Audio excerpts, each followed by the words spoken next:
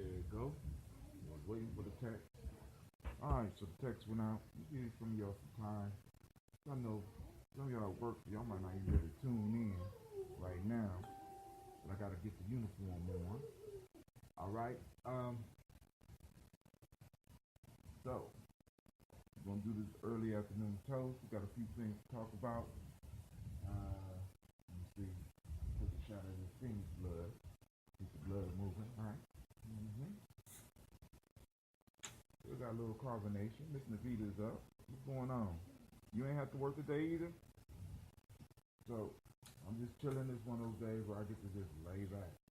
Well, I ain't get up till 9. Yeah, almost the kids here.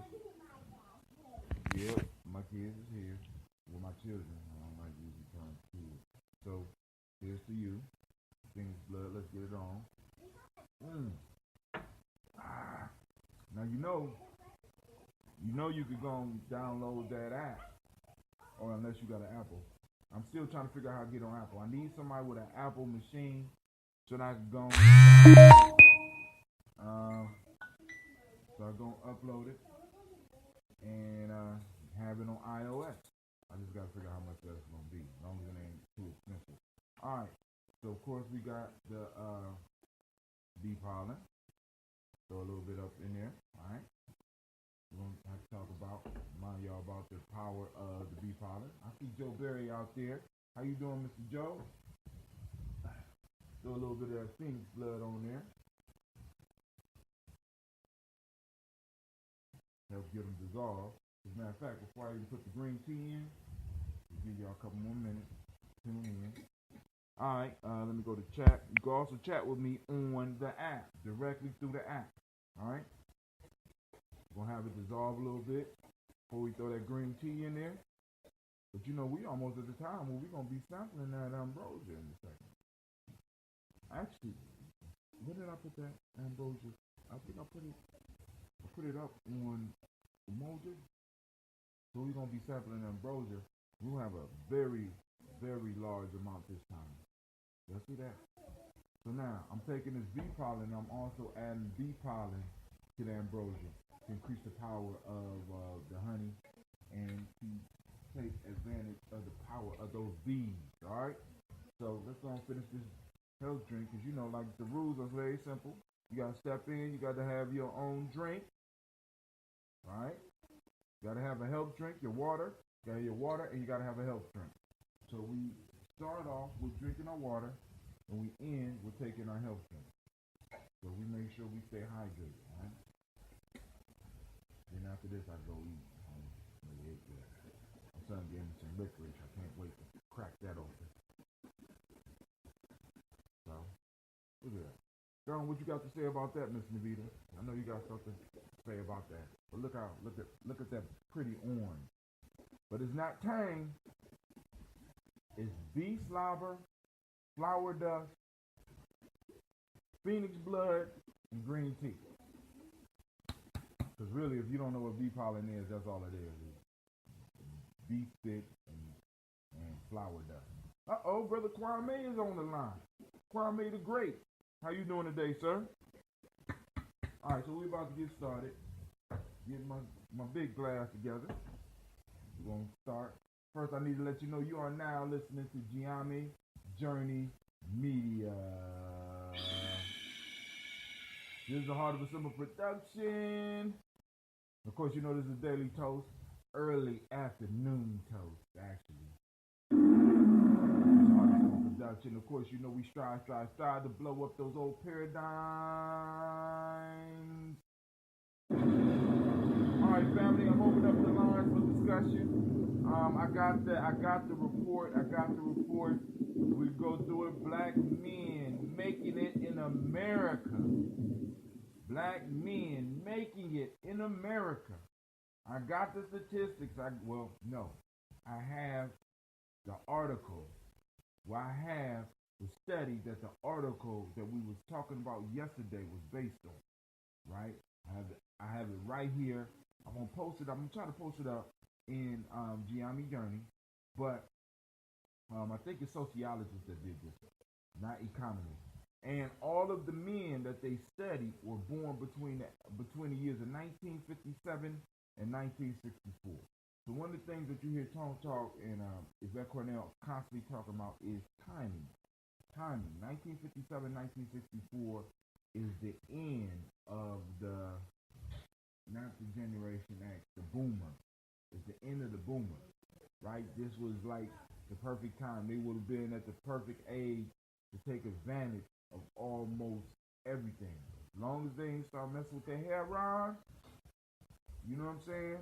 And some of the cocaine that was flowing in, they've been all right, but just between that, so the study focuses on black men that were born between 1957 and 1964. That means the youngest individual would be 54 years old.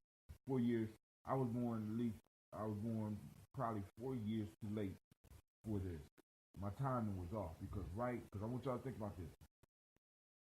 68, when I was born in 68, I was born maybe 4 years too late. Actually, it was kind of good because I missed the rut because where I'm from, right, if you had a high school diploma, you could have stepped right out of high school and went and worked at one of those rubber mills, one of those rubber factories, making big bread, right? Big bread. You know what I'm saying? But I was born too late for that. By the time I graduated from high school, the rubber companies was moving and the job prospects was very limited. So, with that being said, let's get to it real quick.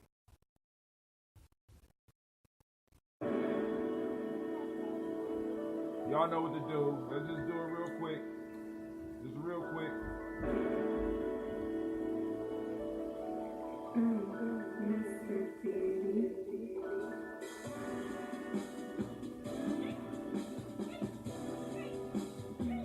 Drink your water.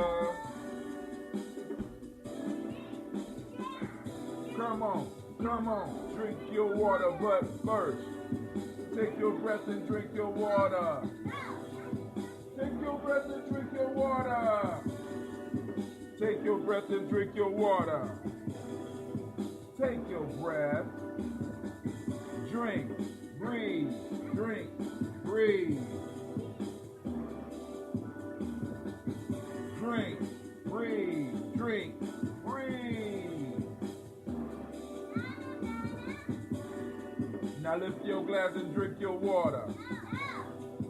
Lift your glass and drink your water. Drink your water. Lift your glass. Drink, drink, drink, drink. Drink, drink, drink, drink. Now move your body, drink your water. Me and Gina ran today. Move your body, drink some water. And Sasha was with it too. Move your body, drink some water. Move your body. Drink, drink, drink, drink.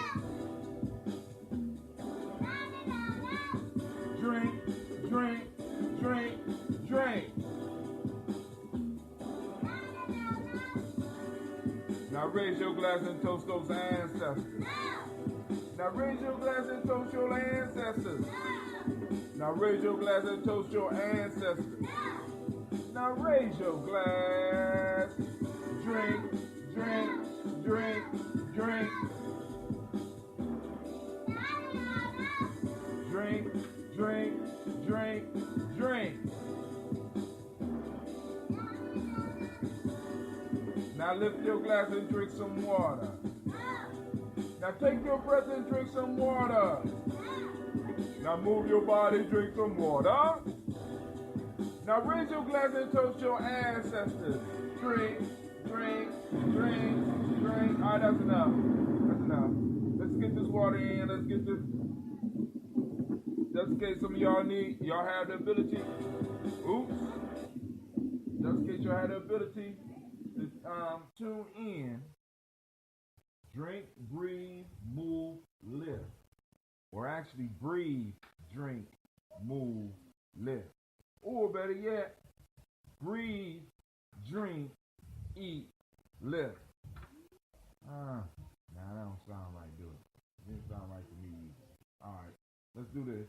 Alright, let's turn the light on. So alright, family, so what I did was I went out and I got to study.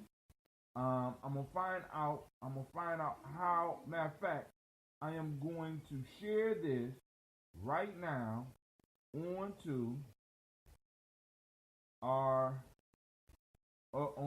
channel. I'm gonna share this on the timeline right here. See if it pop up. Boom.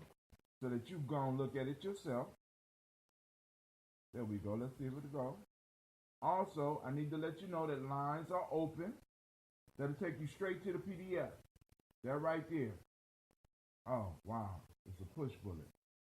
I didn't mean to post a push bullet. Damn. That didn't work out right. All right. Well, actually, maybe it'll work. Somebody let me know if it's working or not. All right, here we go. Lines are open.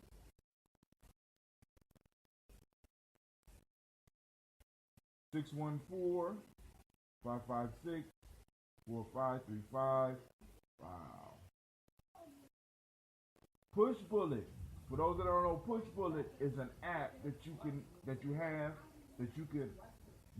shoot different articles and stuff from your computer to your phone to any other device to other people and stuff like that. So it should work. It's something I've been using for a little while, and it actually is I'm using the free version. So they got a more extensive one, and I haven't found a way to use it as of yet. You know what I'm saying? But I mean, I guess as we grow and as we write. Have you been checking out the articles that I've been posting up? Have you figured out how to use, talking to Sister CeeLo, have you figured out how to use your Gye-Nyame Journey link, your Gye-Nyame Journey email, because it connects you to your documents. It connects you. I mean, so many different functions. If you come on Saturday, I will show you how to use it, right, in totality. Shouts out to Eric Moore, my home slice up there from Akron, Mr. Knockout himself. How you doing, sir? All right, so here we go. So let's go back to this article. We have to look at this article, the PDF. I posted it up. I'm gonna also take some time and post it up I'm gonna figure out how to post it up in Gye-Nyame Journey. But the title of the study is Black Men Making It in America, the Engines of Economic Success for Black Men in America. It's not tomorrow. It's on Kaumba. Tomorrow is Nia. We will start at 1. I don't know how many young people are going to be there, actually, because a lot of them are at Simba, but I'm still going to be there. And we still going to have the session of the EEC, Emotional Emancipation Circle. We're going to be able to sit down. We're going to be able to discuss. But, so let's go on. Let me, because this is a long study, so we ain't going to be able to read all of it. But I just want to introduce you to the brilliance, man. This is brilliant, right? This is done by W. Bradford Wilcox, a Wendy R. Wang, a Ronald B. Mincy. Let's see. The Institute for Family Studies. So now, family, let's break this down because we have to be able to do this. All right. So, it's a 32-page document, and it is done by the Institute. I'm typing it in. Y'all need to do this yourself. Institute of, what is it? Institute of Family Studies. Institute of Family Studies. Now, Brother Hatem, why are you doing this? Because it's important to see who these documents come from. Family Studies degree, Institute of Family Studies, Strong Families, Sustainable Societies. Hold on. So let's go into it. I'm going into the Institute of Family Studies. Now, because we got a family. If we're going to be doing this stuff, we got to start looking at this stuff and be careful. All right, so now I go there and there's a picture of families. Oh, man, it's so nice. Strong Family, Sustainable Society Institute for Family Study is dedicated to strengthen marriage and family life and advancing the well-being of children through research and public education addressing family life is what we do. And we invite you to learn more about ways to strengthen families in America and around the world. Latest from IFC blog, Cheating at Play, Cheating in Life, blah, blah, blah. So what I'm trying to find out is who funds this. All right, but we're going to come back to that in a minute. I'm quite sure if we go to Tone Talks, he have already broke all this shit down. But now, let's go and let's look at, but then on the side, there's this thing that say AEI. I don't know what that is. We got a lot of black people on the cover and stuff. I guess because of black folks. So table of contents. Listen up, family. Introduction, black men who have made it. Number 7, page 7. Assessing conventional accounts of black men's success. Other engines of opportunity for black men. And conclusion. So, let's jump to the conclusion. I want to jump to the conclusion. Because I want y'all to see what's going on here. I want y'all to understand the hustle. We got to understand the hustle here. Because, you know, a lot of y'all complain about nothing. You ain't got nothing to complain about. Life is good for y'all. You know what I'm saying? Life is out. Life is getting it. You know what I'm saying? Y'all, and if you ain't doing good in life, you ain't pull your bootstraps hard enough. Stop crying. Conclusion. This report suggests that about 1 in 2 black men in the U.S. today have made it to the middle class or higher. As expected, the education and work clearly help black men attain this status. Okay? Whereas contact with the criminal justice system hinders it. No kidding. Okay? They did a study to find that shit out. All right. All right. Here we go. For the cohort of black men that we tracked from the late 70s to the present, we also find that military service, church-going, marriage, and a strong sense of personal agency increase the odds that you have made it in America. For decades, researchers, policymakers, and journalists have been sounding the alarm about the dismal life prospects of black males in America. One influential book declared the cohorts of black males coming of age in the 1980s an endangered species. This report follows a cohort of black men who came of age about the same time into their prime working years and beyond, asking how many attained the middle class status or higher, how many fell into poverty, and why. By the time they reached their 30s, in the midst of the 1990s economic boom, a clear majority of black males in this cohort had attained middle class status or higher, and only 18% were poor. In 2014, when they reached their 50s, nearly half, 48%, had a middle class or higher status, and over a quarter were poor. Even though the unemployment rate had just fallen to pre-recession levels. To be sure, white men in this cohort outperformed black men, despite living through the same turbulent economic times. Nearly 3/4 of whites attained and sustained middle class. 3/4. God damn. All right. So, if this is supposed to be encouraging me, this shit ain't working. Hold on. Okay, hold on. 3/4 of white men, to be sure, white men in the cohort outperform black men despite living through the same turbulent economic times. Nearly 3/4 of whites attained and sustained middle class status or more, and less than 10% fell into poverty as adults. This is but one sign of an important racial gap in income, economic mobility, and poverty that continue to mar the American experience. So if they saying this, see, this is what I understand. Listen, the question is, if they're saying this, and this is coming out in the study, what in the hell is the title? Why did they title this shit what they titled it? Because they know most people is not going to make it to page 20. right? Most people are not going to make it through and see the giant gap, or the as Tone Talks called it, the seismic hole that's between us, right? All right, cool. Let's keep on reading. By the time they reached their 30s, in the midst of the 1990s economic boom, a clear majority of black males in the core had attained middle class status or higher, and only 18% were poor. In 2014, when they reached their 50s, nearly 48% had a middle class or higher status, and over a quarter were poor. So, all right, we gotta look at those numbers. Kwame, get these numbers, man. Get these numbers, man. Because I want you to think about. I want y'all to listen to this. When they reached their 50s, nearly 48% had a middle class or higher status. So, by the time I'm gonna read that again. By the time they reached their 30s, in the midst of the 1990s economic boom, the economic booms of the 90s, right? All right.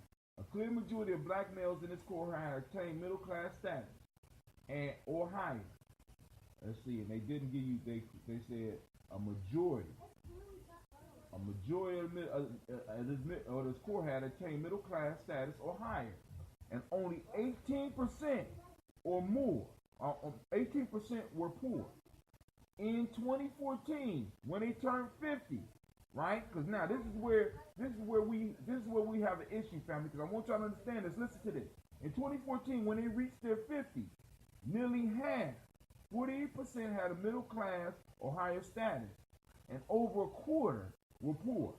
So this means, see, because they didn't give you the number at first for how many were in middle class. They just said majority. They didn't say how many. Now, the majority were in the middle class because of their earnings. See, now, what they're talking about is an individual and being able to maintain a job. In your 30s, right? In your 30s, you are able to maintain a certain status. Now, if you have a good job in your 30s, you are going to be able to be middle class. But as you start moving towards your 50s, right?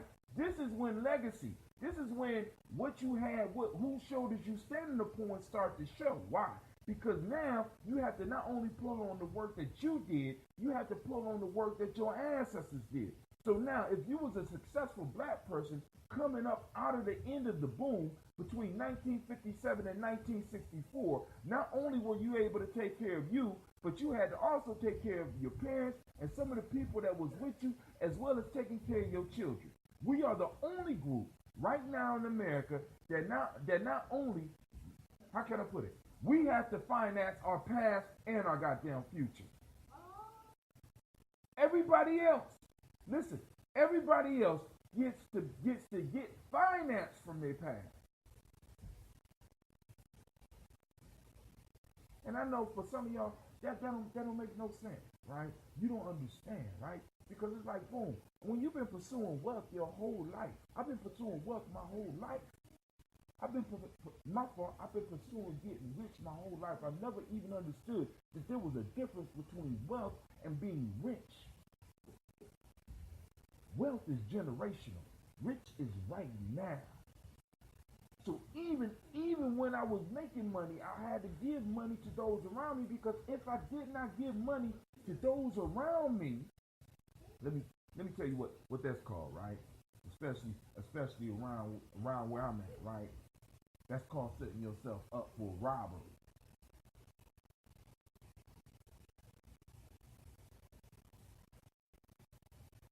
I'm just saying, right? So now, they're talking about the cohort, only 18% were poor in their 30s. But as they approach their 50s and they start approaching retirement, right? All of the good and all of the help that they have been giving people now is starting to affect the bottom line. So now, in their 50s, it got 27% are now poor. Now, we're about to enter where these individuals are in their, and they're going to retire. Now, I wonder how this number's going to change, but they're not talking about that, are they? No, they're trying to get you to believe, they're trying to get us to believe, you know, like I said, like CeeLo said, where they at? You know, I've been looking, you know, she asked the real question. She said, how many black men do you know making over $40,000? I'm going to drink my water on that one.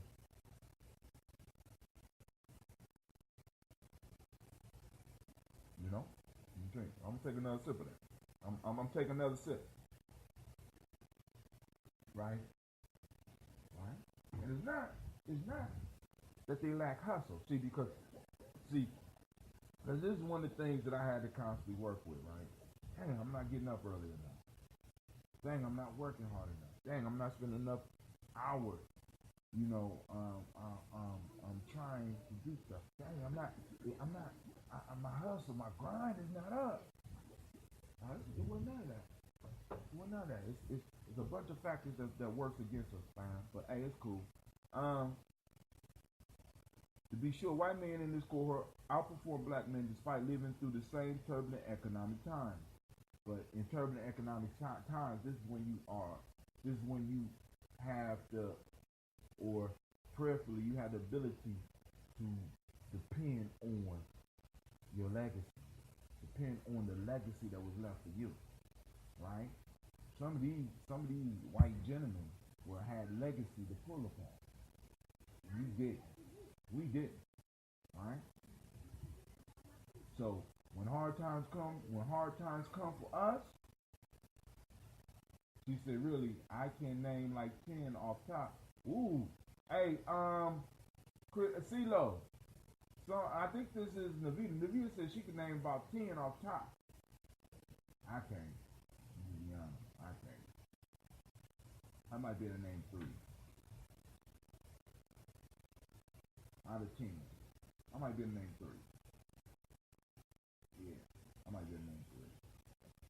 All right, so to be sure, white man in the court, and then also be sure, and I want to make sure that.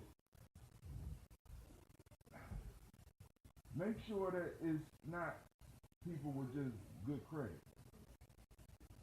Because some of us make what we look like we making $60,000-$70,000. When in fact, it's not going down like that. So, all right, let's go. Despite living through the same turbulent economic times, nearly 3/4 of the whites attained and sustained middle class status, more and less than 10% fell into poverty as adults. This is but one sign of an important racial gap in the economic mobility and poverty that continues to mar the American experience. Still, the economic success we document here for black men belie the dire prediction forecast for this cohort as teenagers and qualify many of the negative stories about black men that often can be found in academic and media coverage of race in America. Not surprised, the accumulation of human capital in the form of 2 or 4-year college degrees as young men and full-time work experience more than tripled the odds that black men attain middle-class status or more in their pre-retirement years. Black men who score higher than the median on the AFQT had doubled the odds of making it into the middle class or higher. Though this effect appears to be mediated by education and marriage.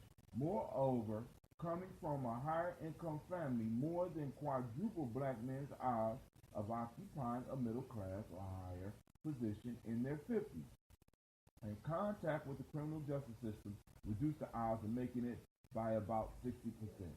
Though this was mediated by the negative effect of such contact on their work and marriage. Most of these factors, which are often covered in conventional accounts of black men's economic status, were also associated with poverty in predictable ways.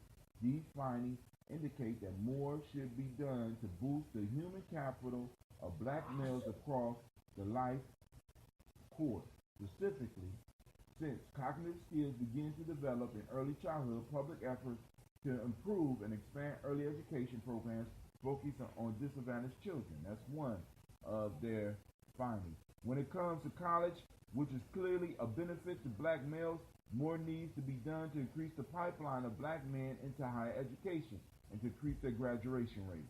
3. Efforts are also needed to reduce racial profiling and over-incarceration in the criminal justice system.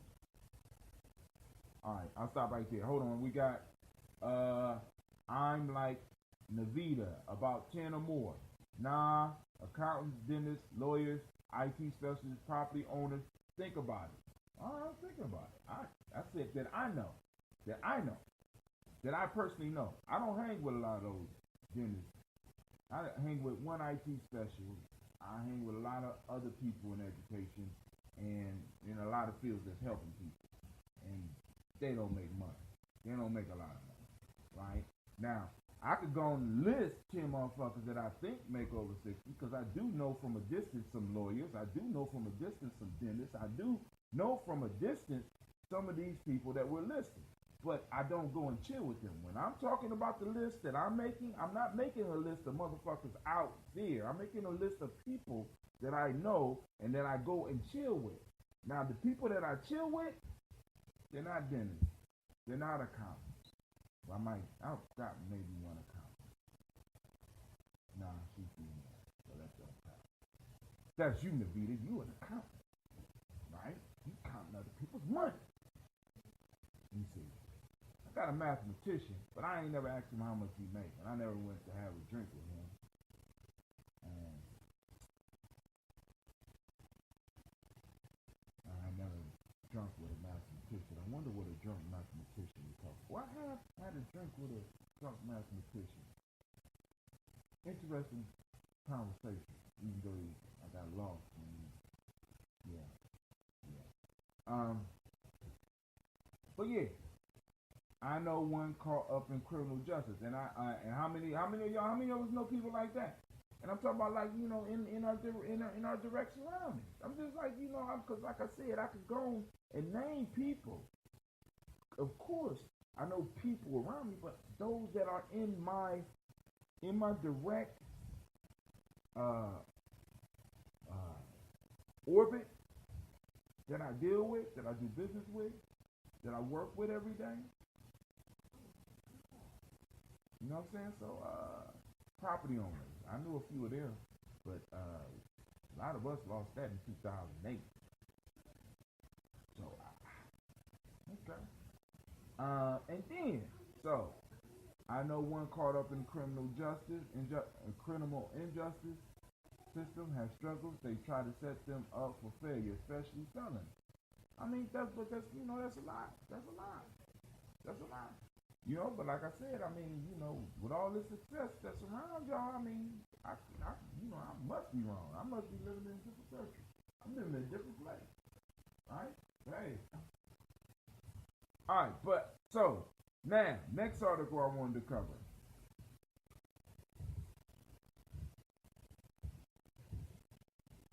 Mathematicians only make money according to the professions they apply in: physics, accounting, economics, statistics, and etc.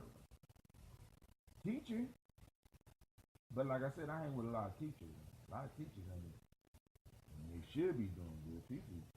Teachers is getting messed over, all over.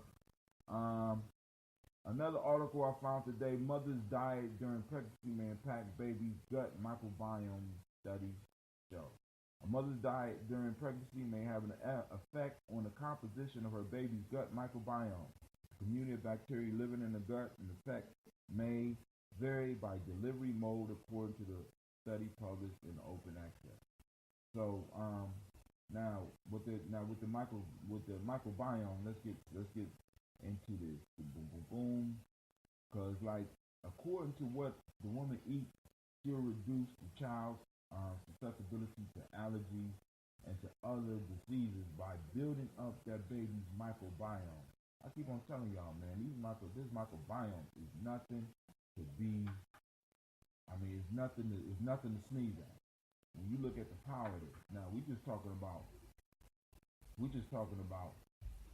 the mother piece. Now imagine,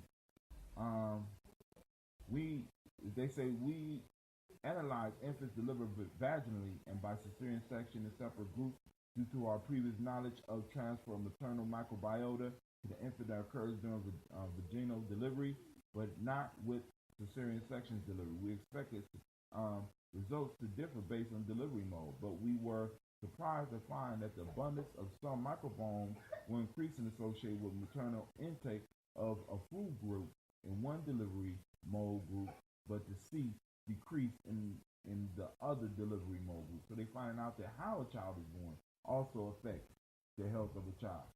Math and science teachers are needed. Hence, they stand to make a little more in the right environment. And they're really needed in some of these rough environments. But even when they get in those environments, the pay is not comparable to some other systems. You know what I'm saying? So hey, it's like it pays to help people. So there we go. All right, so family, let's go and drink this water up, and we're gonna do this toast. So I get up out of here. We got no call-ins.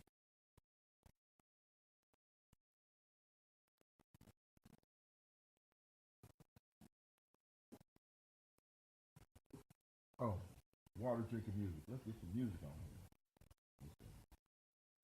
And no, I haven't downloaded any music yet. I gotta get back and build my list back up. I don't know what happened to my list. I'm not gonna blame the child. I'm chilling. Let's see. I should do a song even on here. So let's do my song. Just for real.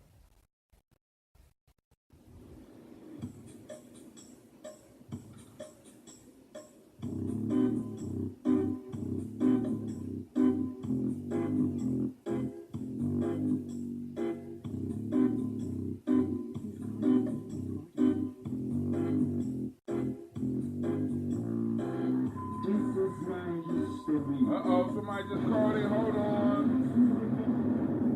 Who that on the line? Who that on the line? What's up, Brother Kwame? Good to hear your voice, brother. I just had a meeting with, I met with Kojo on what's the day? Today is Ujamaa. I met with Kojo on Kuji Chagalia, and I got to brief you about that conversation. But go ahead, brother. You call this, or something must be weighing on your heart and your mind, because you're a mathematician. Maybe you want to go out and get a drink with me. Is that what it is? It's all good. That's good today. Today is my wife's birthday and our anniversary. And so, I'm just calling in to wish my baby a happy birthday and a most celebratory anniversary to ourselves. All right, Charlotte. You heard it here on Gye-Nyame Journey. She at work? No, she ain't. Do she have a summer zone? Yeah. So what y'all do all summer, man? Well, keep it clean. So You expecting somebody? She has her team in summer volleyball. Hey. Wait, hold on. Kwame, hold on for a second. Somebody just knocking on my door like the police. I got an issue. Hold on. Move away from the door. Who is it?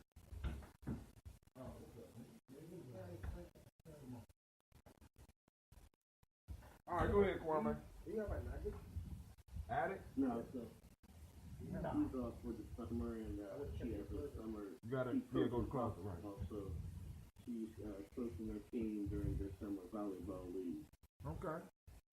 Oh, they got a summer volleyball league? Yep. Oh, that's good to know. You know what I'm saying? Because we got volleyball at our school. I didn't know that they had a summer volleyball league. I'm gonna let the coach know, because hell, I mean, I like winning. So Charlotte cheating. Tell her I said that's cheating. You know what I'm saying? I cheat. Every time she bring you, she see me. She ain't say nothing about no. Well, no, what it is that see a lot of the suburban schools, they have that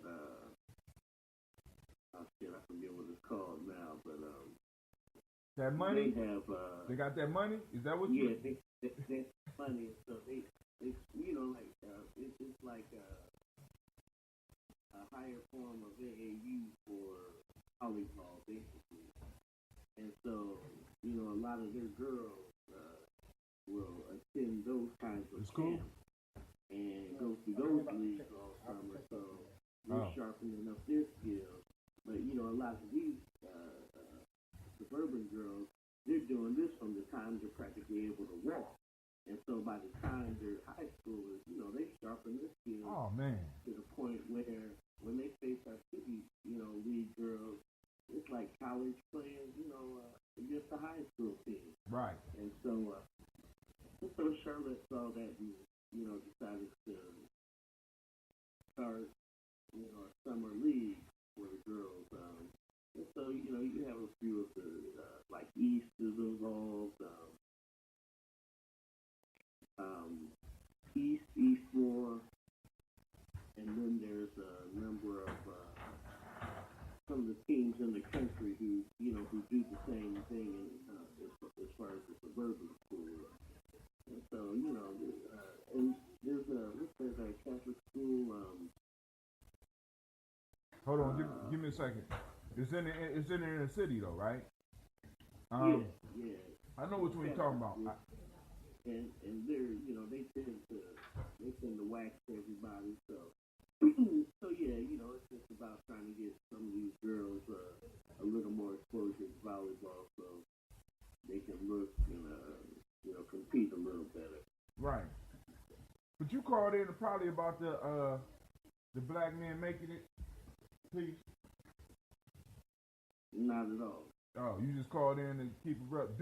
Somebody said Bishop Hartley. I think that's Navita. Navita, you piloting Gye-Nyame journey today? No, Hartley. I'm not sure how Hartley does. I mean, I know Hartley's rivals is the Phil, but I'm talking about it's one of those schools I think on is it Broad Street. Oh, you talking about the all-girls school? No. Hold on one second, I'll find out from my wife. Charlene, what are the schools in your league for summer league? Can't think of the Catholic school. Oh, it is Hartley, my bad. All right, Navita, go ahead. Yeah. It is Hartley. So, so we about to hit this toast off. You know what I'm saying? I want to thank Brother Kwame for calling in. You had to have something else. Oh, you was calling in to wish your what? That's dope. That's dope. And I'm honored that Gye-Nyame journey. All right, well I'm out of here. One love, bro. So we about to do this toast. So brother Hatim can eat. So once again, this is that. What do you call? Beef pollen. That ancient ambrosia or phoenix blood and green tea. And since my green tea is almost gone, I'm about to go on and we're about to experiment with some jasmine tea.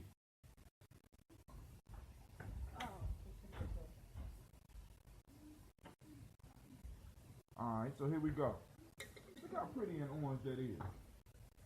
Look at that. Actually, I think I could start making a smoothie with it. So here we go. First, giving honor to Creator by whatever name you choose to call the Creator. We lift up our glass and we say, Ashe. From near family, we move to the stars of the show.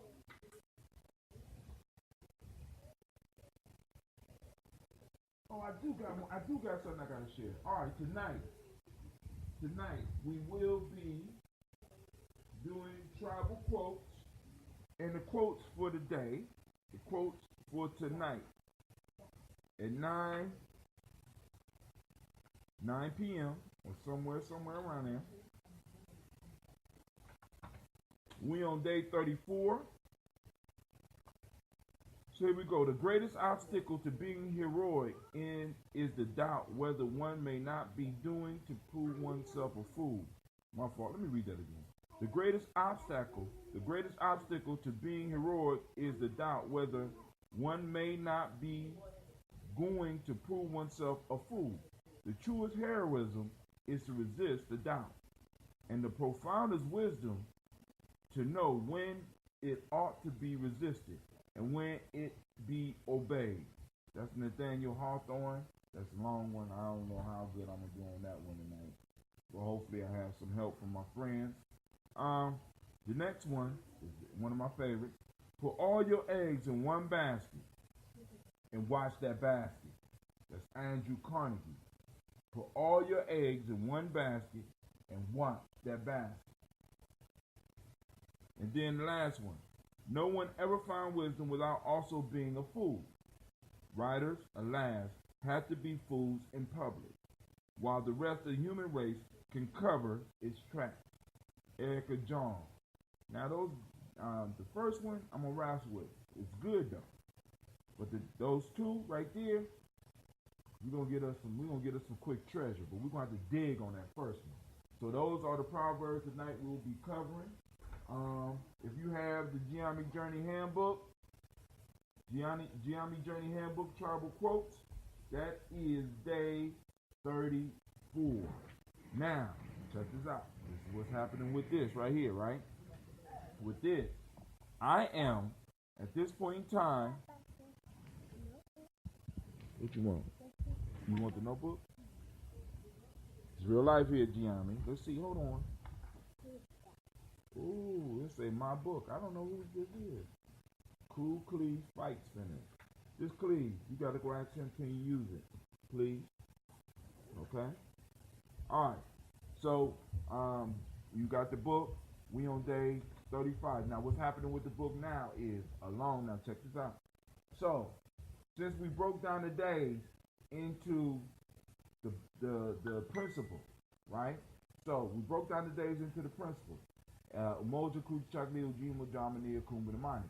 And then we also have the M7, which is unity, self-determination, respect, gratitude, purpose, creativity, and trust, right?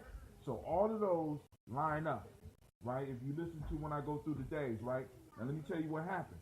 So now what I have is I'm having all of the proverbs, and it's done now. All of the proverbs have been categorized up under one of the principles. So not only will I be able to give you, or at least give you access to a proverb for the day, also I'll be able to categorize and give you a folk tale for the day. So now, all of the proverbs out of this, all of the folk tales from Aesop Fables have been categorized. So, now if you want to give a lesson on unity, I got a proverb for you, and I have a folk tale that you can use. And it's all categorized. Now, the next step is to get all of the proverbs from the African openings to the Tree of Life categorized. And I think I might be able to get that done this man. It's going to, listen, I'm not playing. I'm going to show y'all what I'm going to do with it. I know some of y'all in doubt. I'm going to show you what I'm going to do with it, right? Now, here we go. So giving honor to the, we gave honor to the Creator, so now we move to our ancestors. Stars of the show. Miles Brown, Miss Ann, Robert and Tex, Anna Davis, Herman Brown, Senior, Rosalie, Kelly, Georgia, William, Walter, Christmas, Fanny Gasson, Aunt Lena, Uncle Chris, Aunt Fiend, Cleveland and Geneva Brown, Margaret Ellis, Wash Ellis, Cecil Ellis, Alvaro Brown, Gina Gaines, Herman Brown II, Barbara Twiggs, Wash Ellis Jr., Katie Ellis, Nikki Ellis, Jamon Jones, Jeremiah Tapper, John Fallar, Montague Pittman L, Nomo X, Pat Myra, Malika Fakur, Dr. Marianne Williams, Kojo Kamal, Elder Farmer, Elder Millie Dixon, Tony Clark, Pastor Yusef Weston, Elder Ajani, Elder Ron Coleman, Elder Robert Donaldson, Alfred Brofro, Actor Jr., Jay Edwards, Carlisle Harris, Grace Lundy. Somebody just called in. You got something you need to say? Oh, it's Brother Shaka. How you doing, sir? I'm blessed. All right. Late. I saw what it is. You can keep it going. Cool. Grace Lundy, Inez Harris, William Bill Moss, Phyllis Rose, Sterling and Lucy Wright, Derek L. Pulling, the Lester brothers, Miss Eda Brooks Crawley, Miss Marie Nelson, Mr. Frederick Crawley Sr., Miss Jerry Brunson, Mr. Alonzo Johnson, Miss Marie McDowell, Janice Foster, Charles Jordan, Kel Smith, Walter Smith, Richard Triggs, Francis Johnson, Mary Franklin, Jimmy Williams, Daniel Ford, George Gibson, Nana Loretta Clark, Inez McCrae, Fritz Clark, Frankie Justice, Katie Justice, Derek Grindelman, Virginia Rogers, Reverend James Smith, Lois Henderson, Calvin Spratling, Mary Elizabeth Walker, Raymond Walker Sr., Sarah Jane Carter, Michael Ford Jr., Kellen D. Russell, Susie B. Smith, Teresa Clay, Melvin Dale Hodge Jr., Herman Copeland, Mildred Copeland, Jenny Clay, Bird Beatty, Sarah Ware, Levita Farmer, Argosa Sue, Cheryl Harvey, Aunt Charmaine, Aunt Evelyn, Theodis Hasbury, Harvey Hasbury Sr., Leonard Dickinson, T.C. Islam, Terrell Dunbar, Will Thomas, Sarah Berry, Mark Walsh, Merle B. Thornton, Pearl G. Thornton, Ida Johnson, Florence M. Carter,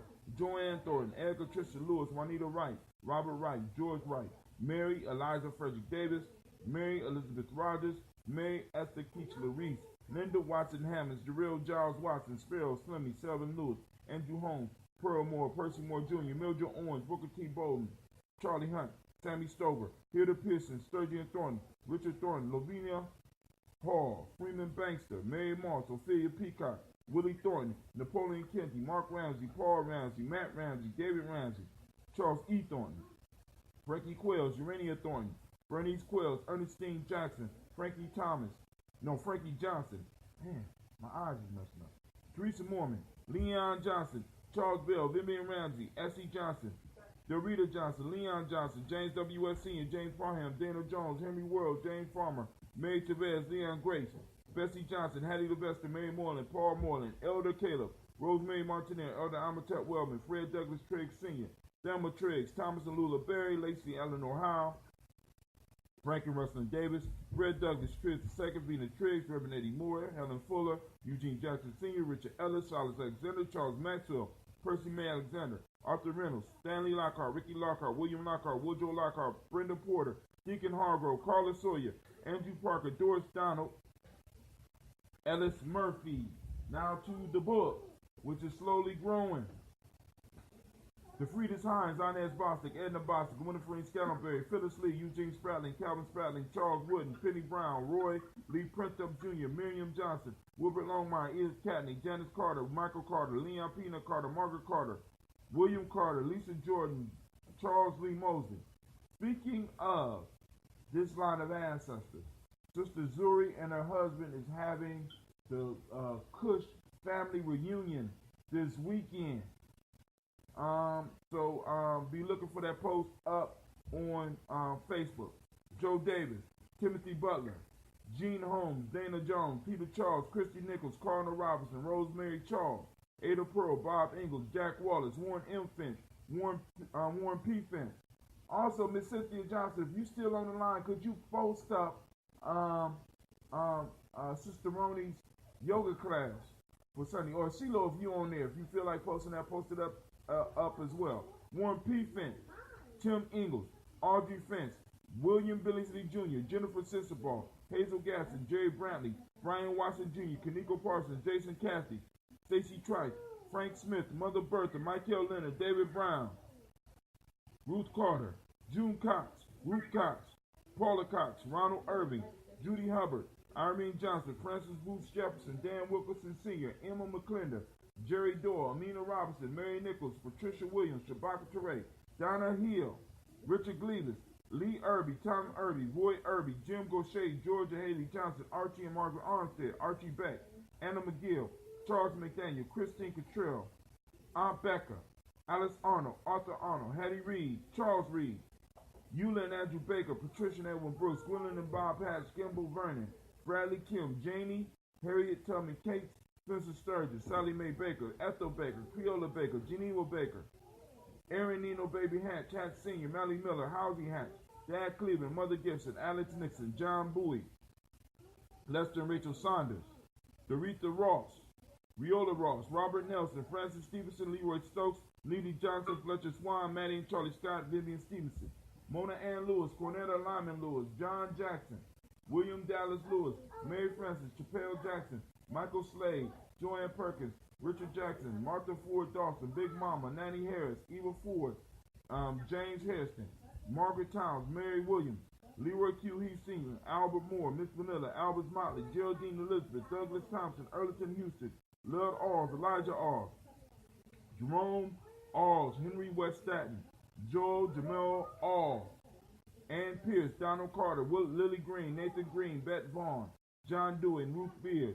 Tim Butler, Ramey, Laura Newton, J.B. Foggy, Thomas Newton Sr., Baba Naeem, Jeanette Sanders, J.C. Sanders, Roy Pruitt, H.J. Brantley Sr., Henry Wilson, Rufus Jenkins, Minnie Wilson, Catherine Sanders, Morel Ellis, Elizabeth Battles, Henrietta Irby, Mildred Armstead, Margaret Armstead, Catherine Anthony, Ruby Brown, Charles Walker Sr., Charles Walker, Cecil Russell, Diane Irving, Hiron Phillips, William Ford Jr., Margaret Logan, Phyllis Barnett, Lee Irving Sr., Michael Irving, Ozella Watson, Hugo Watson, Jack Caldwell Sr.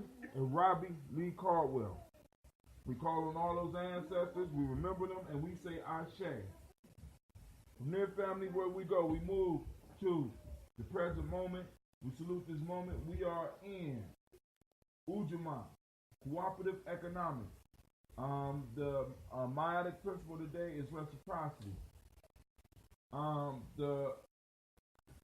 The M7 principle today is gratitude. The color is green. The hermetic law is polarity. Male name for the day is Yao. Female is Ya. All right. So, in Wolof, from the African Centered Cultural Virtue and Value System, in Wolof today we have Yamanda, compassion for those less fortunate than yourself. And kind ethics, patience. And in traditional Yoruba, Umoja Mora, sensitivity. All right? So, in the moment, family, we are in the moment right now, and let me play. Come on! What's the matter with you? Tomorrow. Let's do it tomorrow. There is no tomorrow. Man. There is no tomorrow. Come on. There is no tomorrow. All right, family. Everything we do counts right now in this now. So we need to work. We need to work. And we get out here, we need to hustle for the future generation, even though we're doing it in the now. The now is the foundation upon which they stand, because when they come in, they're going to take over the now. So we lift up our glass and we toast them in advance, right? And we say Ashe. From there, we move to all of our relations and we say Ashe. From there, family, is where you do that selfish libation. Since we asked the Creator to be here and we asked our ancestors to be here, right? They're here. So now, what do you need? What do you want in your life right now? So we lift up our glass. It's your moment for that. Because Shaka started these glass wars, I can't hold the glass up too long because it's too damn big. And I got a feeling he done went out and bought something bigger. And now I'm going to have to pull out the punch bowl because he thinks somebody's playing with him. So no, man, let me tell you something, man. I'm going to stick with this one because, like you say, hey, it's a mother to hold up for more than 10 seconds. So man, who you telling? And it's got that, it's got the perfect little grip. I use it as a barbell right now. Like I do arm extension, exercises with it. Pressing. You know, I mean, because the thing is that it makes no sense to have such a photogenic glass. And then when you extend it, you taking pictures and you taking shots out there in the community, and you hold your arm up, and your arm is you know, now I got this buff arm that you know, all I need to do is like, you know, every morning I rise, man, let me get off of it. That's not a glass. That's a libation cup. Man, you know what? Listen, we got all this technology right in front of us. How come we'll never split the screen in the morning when we do the show? Is that the glass envy thing? Wait, split the glass? Like what you mean? We almost got the same glass right there. Now, wait, I don't know. I can't see. Mine seems a little. It looks a little heavy. I don't know. Oh, you talking shit? Bring me that jug in there. I'll take it to the next level, man. Don't make me take it to the next level, man. Don't do it. Don't do it. Oh wait, we talking jugs now? We talking jugs? It's still a glass. I remember when I first. It's still a glass. I don't think I ever got my jugs back. The one that you could put two fingers in the ring, not just the one little finger and get your finger stuck in that little hole. You know, the hole is big enough for like man head. Come on, man. Let's just call it truth. Cause I was trying to hold it up while you was talking. I didn't know we could do a split screen. Oh wait. Hold on. Let me go. Let me see it in. Hold on a second. Oh yeah. All right. Open you up here, muted on Facebook. So I could. See, that's what I'm saying, man. Like, because when we first started, because I remember when we first started, I could put you up in the corner, but I can't. So hold on, let me see. If I click on you, see, nothing happens on my end if I'm clicking on you. And it used to. Hold on, let's put you on Facebook on my phone because the iPhone 8, I think it's got the version of Facebook where it just offers it. Hold on. So, but hold on. So we toast those. The selfish. Y'all see my hand slowly drifted down. I had to act like I was doing something else. But Just your time, toast, and we say Ashe. From there, family, where do we go? We go to the most powerful being in the room. I toast the most powerful being in the room, and that's you, and we say Ashe. And with that, we call on the ancestors. I wish you peace, power, joy, and 100 years, and we say Ashe. Ashe. Ashe. Alright. Shaka, you find it yet? Anybody out there that knows how to do a split screen, because we used to be able to do it. I used to be able to invite people on the screen, but I have not been able to invite nobody on the screen in a long time. That's what Shaka's talking about, right? So that y'all can see the glass, right? So now I'm gonna drink on this, and me and Shaka's gonna have a conversation. If somebody want to call in and join the conversation, you can. And Navita, here it go right here. It's not a glass. This is for, because people invite me to do official libation. So I need to have a libation glass, a libation cup available. And since this is not practical to carry around and to hold up for a long time, because sometimes libations, you see, this is nice and aerodynamic and it's not that heavy. You know what I'm saying? All right, hold on, Shaka. There you go. No, there's no place on here for me to invite you. The only thing I got is block. And you remember, last time I did that, it took me a while to figure out how to get your ass off a block. You understand? So, but Facebook, they know what they're doing, family. And we got to, first off, we actually need to have a class where we teach our people how to use, because really, family, what we share is what is promoted. Right? So it's like the more we share, the more we learn how to share. Excuse me, Facebook. I'm gonna have to get y'all off for a second. I want okay. Alright, cool. Alright. Let me go back. I'm coming back, Facebook. Here I come. Hey, what's up? Say something, man. Go ahead.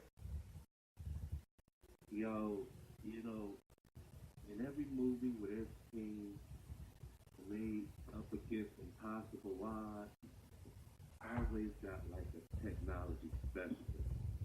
That's not true. That is what you and I need. We need a person in the chair. Technology specialist that's gonna look at your situation and show you how to optimize hands-on. Right. Look at my situation and optimize hands-on. That's called the person in the chair. Now here's the thing. We need to get an intern that's straight up IT that we can give an assignment to be able to get some of this post-production done for us. Because you got a lot of content, you just need to go ahead and start consolidating certain pieces so that, you know what I mean? Mm-hmm. It's the same thing here. And so once we start doing that on a level of my content and your content becomes a show, oh man, that's so our channel would be growing.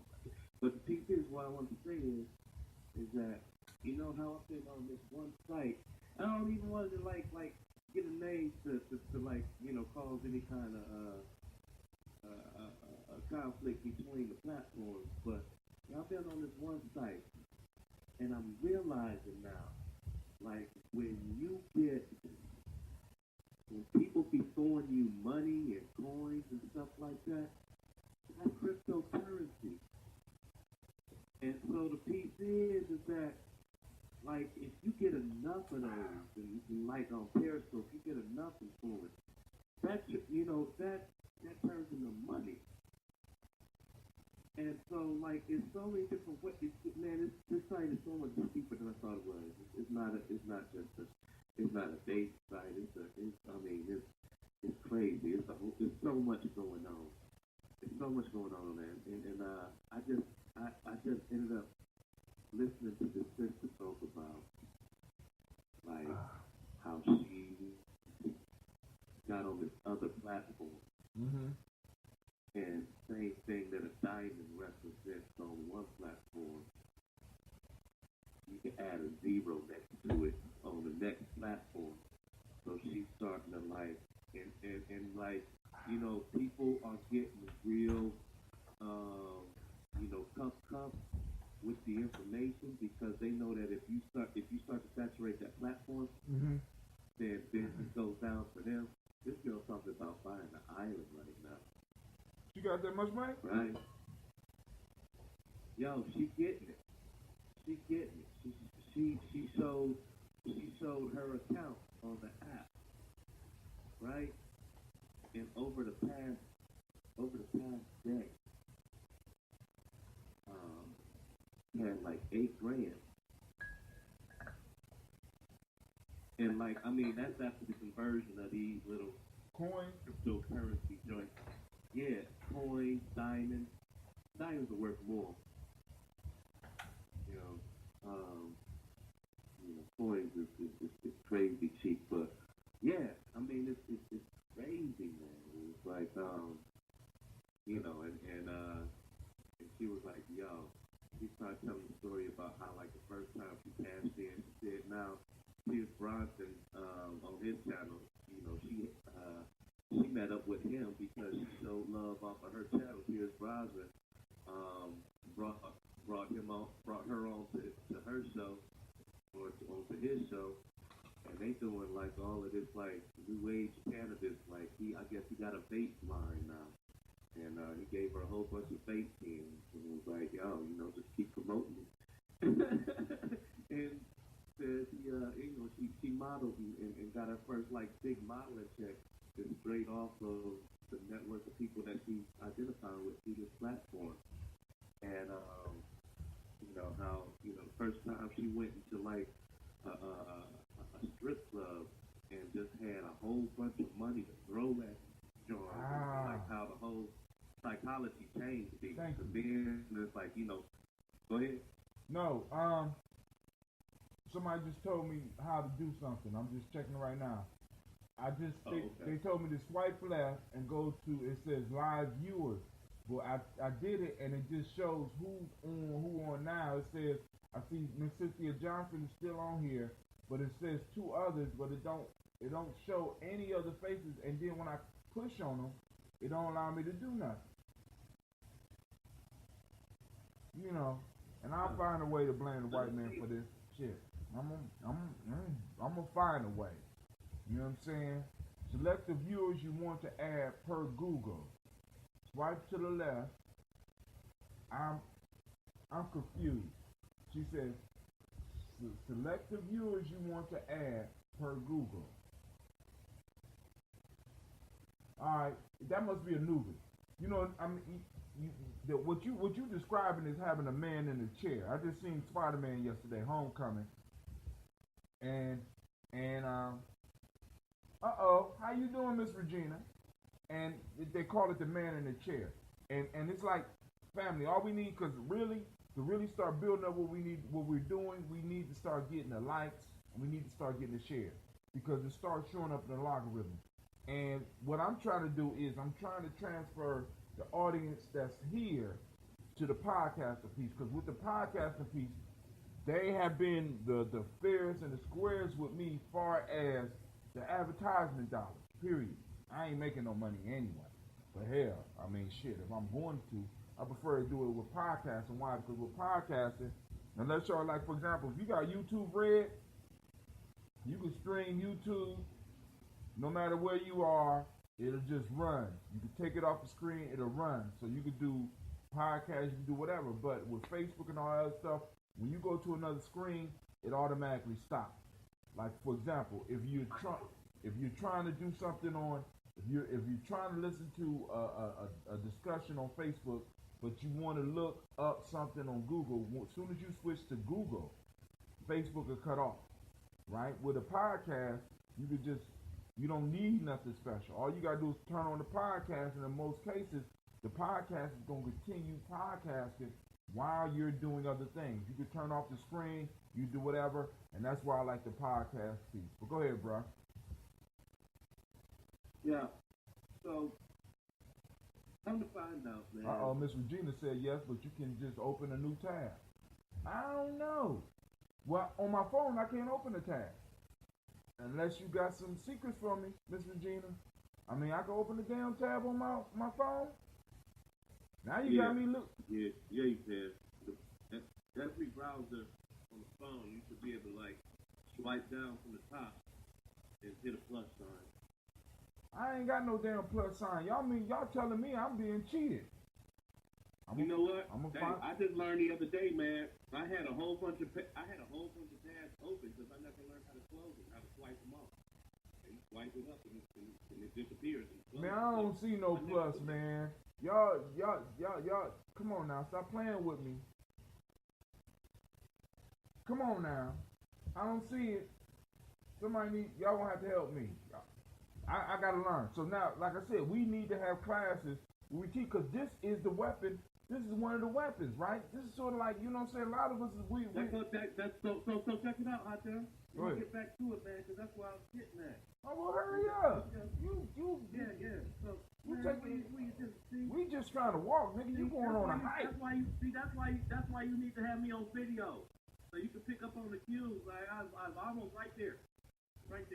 You like to talk, and I like to talk, and then we just both. Let's get to the meat. Get to the goddamn meat, then, man. Come on. Damn. Oh, and now hold on. I heard about your conversation the other day. My man said that was the most eloquent no he has ever heard in his life.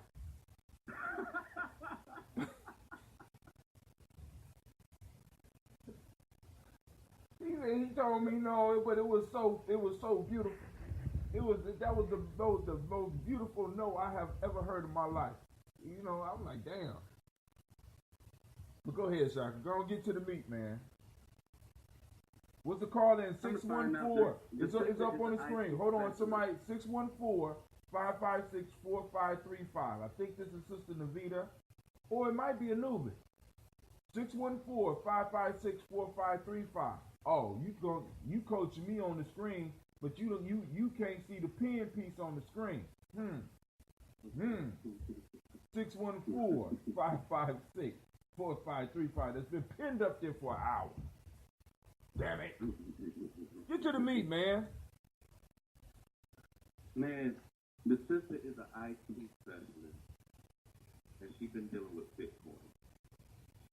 And she found all the little goose eggs in these sites to be able to capitalize off of them. And that's all I'm saying is that, it's becoming really real.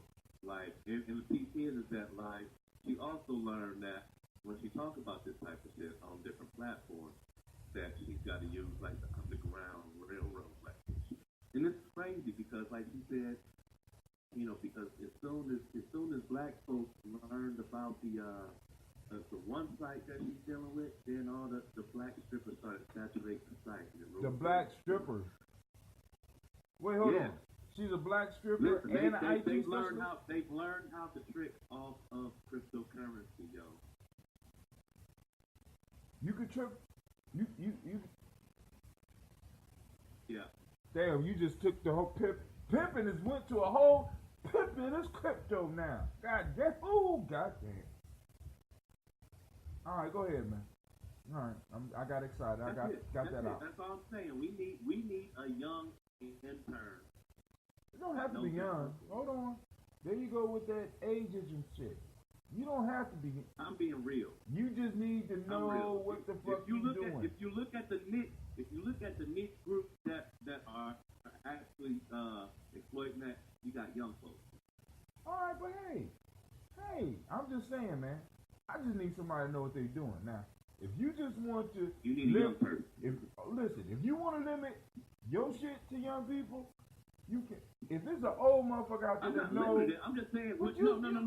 Don't get me wrong. I'm saying that if we got an Ocean's 11 team, listen. If we got an Ocean's 11 team, and we got specialists, look, we don't need Morgan Freeman as an IT specialist. That's not what we need. We need a young person that knows what's going on, that ain't bogged down with all the prehistoric technology issues that we've been having. They get right to the point, so it's exactly how to bam. We need a young person that monetizes it. All right, I got you. All right, but all right, Morgan, if you out there and you know what the fuck you doing, you can be on Brother Hatim's team. Shaka don't want you. He don't care if you just not young enough. Brother Hatim, I'll work with you. Morgan, if you out there and you got those skills, right? Or Morgana, if you got the skills, right? I don't care. I just need somebody to know what the fuck they're doing. Man. Right? But somebody just wait, hold on. Don't let the DC universe fool you. They make it look. Hey, Morgan is Jillian Fox at his best on screen, but I'm saying in real life, man, we need a young person. We need the young person that know how to unlock telephones. How about that? We need a young person that'll give AT&T a run for their money when they try to pimp us. I just want somebody to give AT&T a run for their money. I don't give a fuck if they in a wheelchair at 80 years old. I don't care. Hey, I need somebody to know what they're doing. You can use Professor Xavier if you want to. I'm looking. You looking for Storm? Right. All right. But we got somebody online. Somebody out of Columbus. Who else is online with us? Who is Can you it? hear me? Who is it? Yeah. Oh, okay, Sister Navita. I just wanted to tell you that was me that was telling you per Google. This information is per Google that I was sending you. Oh. So you swipe it to the left, and it says to touch the person's icon that you want to connect. Per Google. That's what I'm saying. But you know Google and Facebook don't get along at all. So Facebook, You're definitely wrong, but I was just letting you know. I don't know from experience that information is per Google. And then when you put iPhone in the mix, iPhone don't get along with Chrome. No. Yeah, but he don't have an iPhone though. You got an Android, don't you? Yeah, I don't fuck with Apple. I know you ain't got no iPhone. I just seen your phone. Yeah, I know. My son is an iPhone. They ain't even the same. Hey, Navita. In all seriousness, do your son got anybody know anybody with an Apple computer? My son got an Apple laptop. We got two of them, I think. My son got an Apple laptop. I need to get my app uploaded to iOS. I have the file. I just need to figure out how much it costs, and I need somebody to go in and do it because check this out. In order to even get an app in the App Store for Apple, you have to have their equipment. I don't have their equipment. Right, absolutely. So look, my house is Appled up. My son's the same way. He ain't never had anything outside of an Apple. I knew you was rich. Navita, that's how you know all them rich people. You know, he got iPhone 10. Ever since, Navita is rich as fuck. I don't care what she be saying or what she driving, because Navita, there's no way that your son could be Appled up and you broke. And then you just got on here and talk about, about 10 people making $100,000 a piece. That's what you said right here. I got it on here, right on the timeline. Your rich ass is up here acting like you broke. I'm just saying though. So he's never had anything but iPhone. He's never even had an Android ever. Who? I think my son. That's all he knows. They know him at the iPhone store by name in Easton. They give him free products. That's what I'm saying. See, don't be ruining his game. Know somebody that's monetizing right now. That's buying skateboards off the cryptocurrency. Hey, but listen, all I need to do is get my shit on iOS. That's it. I want the Gye-Nyame app on iOS, and I didn't know that I needed their equipment to do that, which is brilliant. Apple, I'm not hating on them. Well, I do kind of hate on them, but that's why I don't want to switch to stuff like that. The other thing you could do though is use the third party to be able to make it happen. It's the same thing as like music. Like I, as an individual or my label, could never put music on iTunes. There's always got to be a third party that does it for you. Oh, I am on iTunes already. I'm on iTunes. Right. So However, whatever third-party mechanism you use to be able to, or third-party organization you use to get on there, you should be able to do the same thing with an app. I had an app, Shaka app, Shaka Soul app back in the day on Android, and it costed me $35 a year. And if I wanted to slide it, because it was through Reverb Nation, so I had my music on Reverb Nation. They said, you want to open up an app so when you come out with singles, everybody get a blast and buy their shit. And I'm like, yeah, $35 a year for that app. And if I wanted to take it on to the iOS for Mac, for Apple, then it would be an additional fee, and it would take longer for them to be able to launch. So, no, she talking to somebody else. She work at she administrator. She trades. My bad. She trades stocks on the job and shit like that. I'm telling y'all, the beaters out here balling and shit. No, I ain't. And my son is old enough. He buys his own product. But somebody started him off, Navita. Somebody started him off. He got some inheritance or something. Some shit going on. Something going on, Navita. And you ain't telling us the whole truth.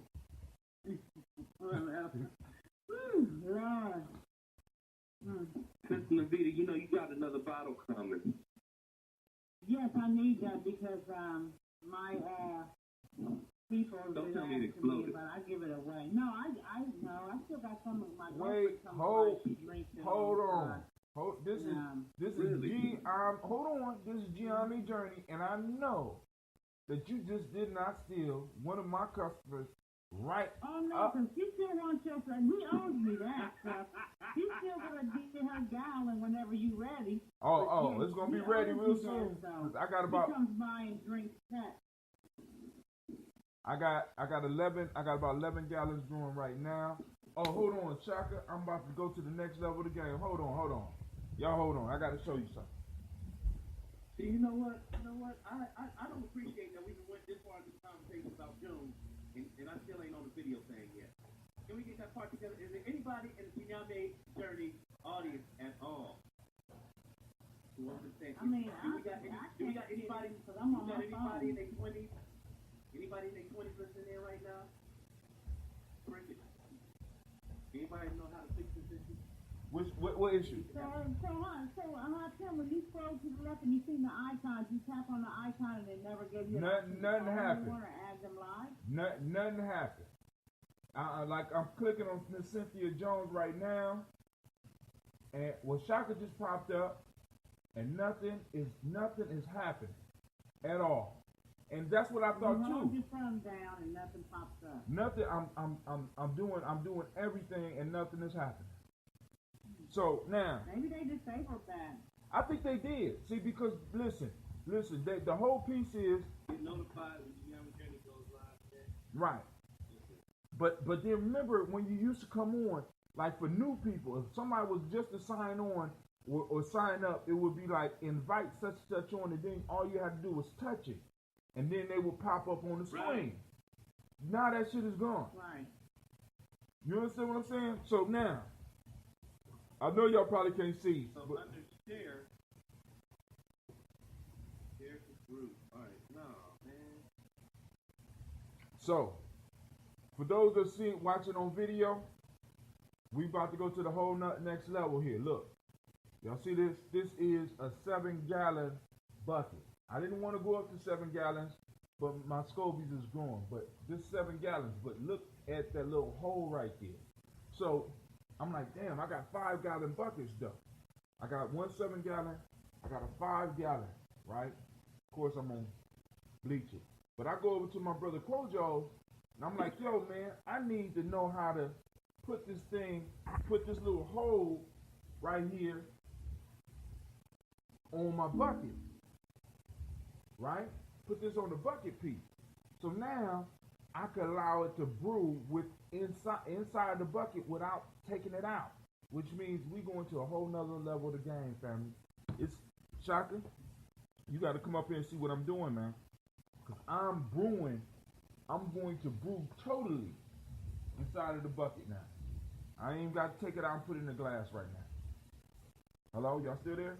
It's we going to a whole nother level. I'm just excited about this shit. What you talking about, man? All right, so you know that when you brew inside the bucket, right?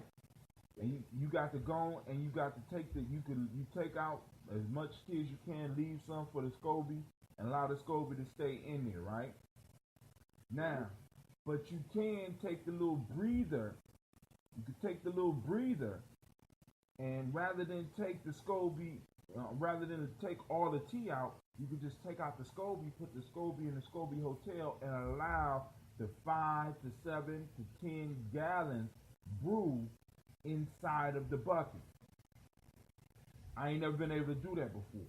So now I can have 5 gallons right now working. Like, for example, I used to only be able to make about 2 to 3 gallons of the lemon, lime, and ginger without making it super hard. Now I could brew 5 to 7 gallons of the lemon of the Justice League without even removing it from the bucket.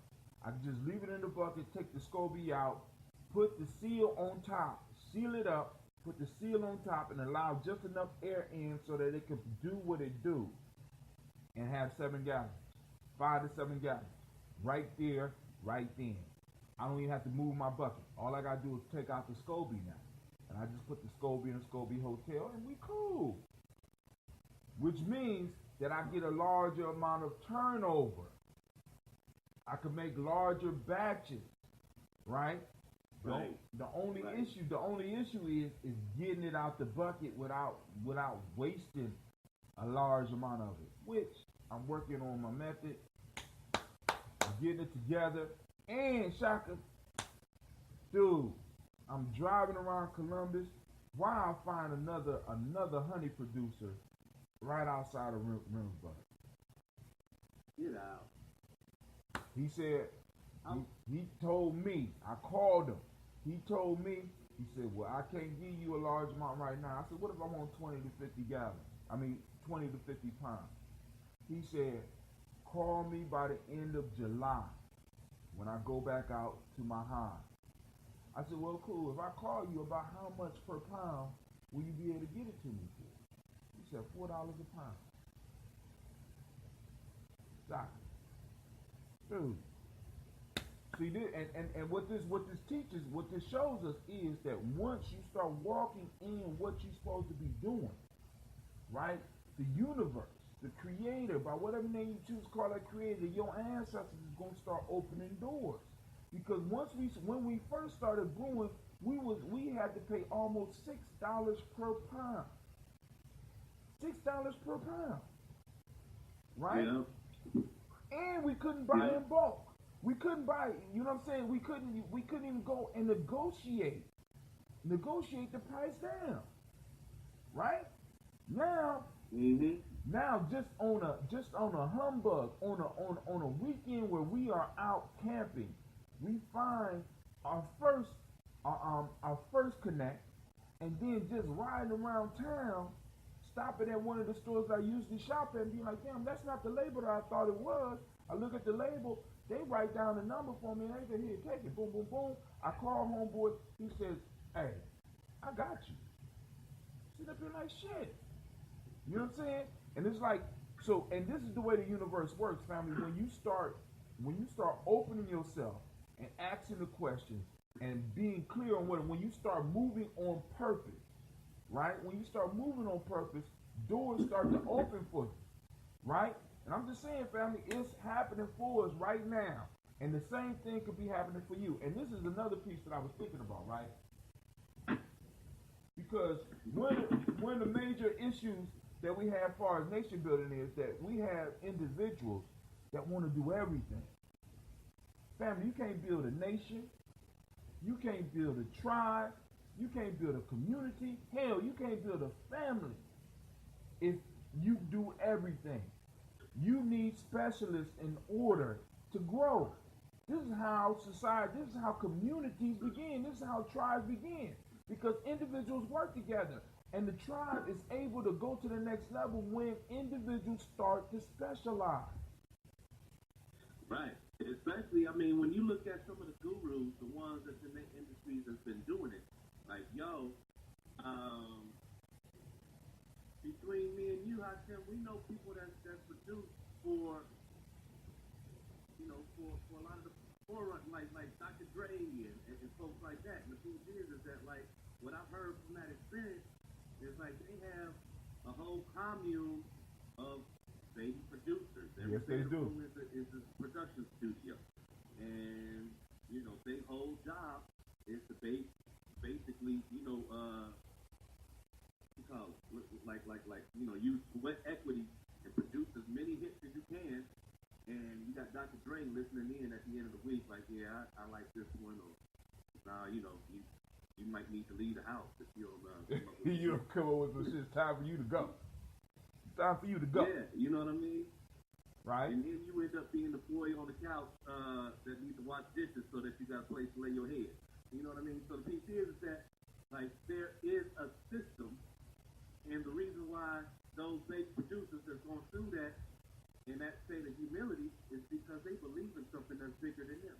Man, So, the same shit. You know, we need to be able to chime into that and to be able to increasingly expand on not just the deliverables of our products, but understand that we are the product and, there you go. and move as such. You know what I mean? Our behavior is the product. So when people see that and they want it and they want to study it, they will move closer to us. But we need to make ourselves available. And that's why, you know, any city that I come into at this very moment, I need them to know that I'm there and I'm available. You know what I mean? That's the thing that I love about Luke Cage. The second season of Luke Cage is because it made it very evident for me that in this movement, for us to be able to increase in status, it really is a matter of having a place that people can come to. So you caught that, right?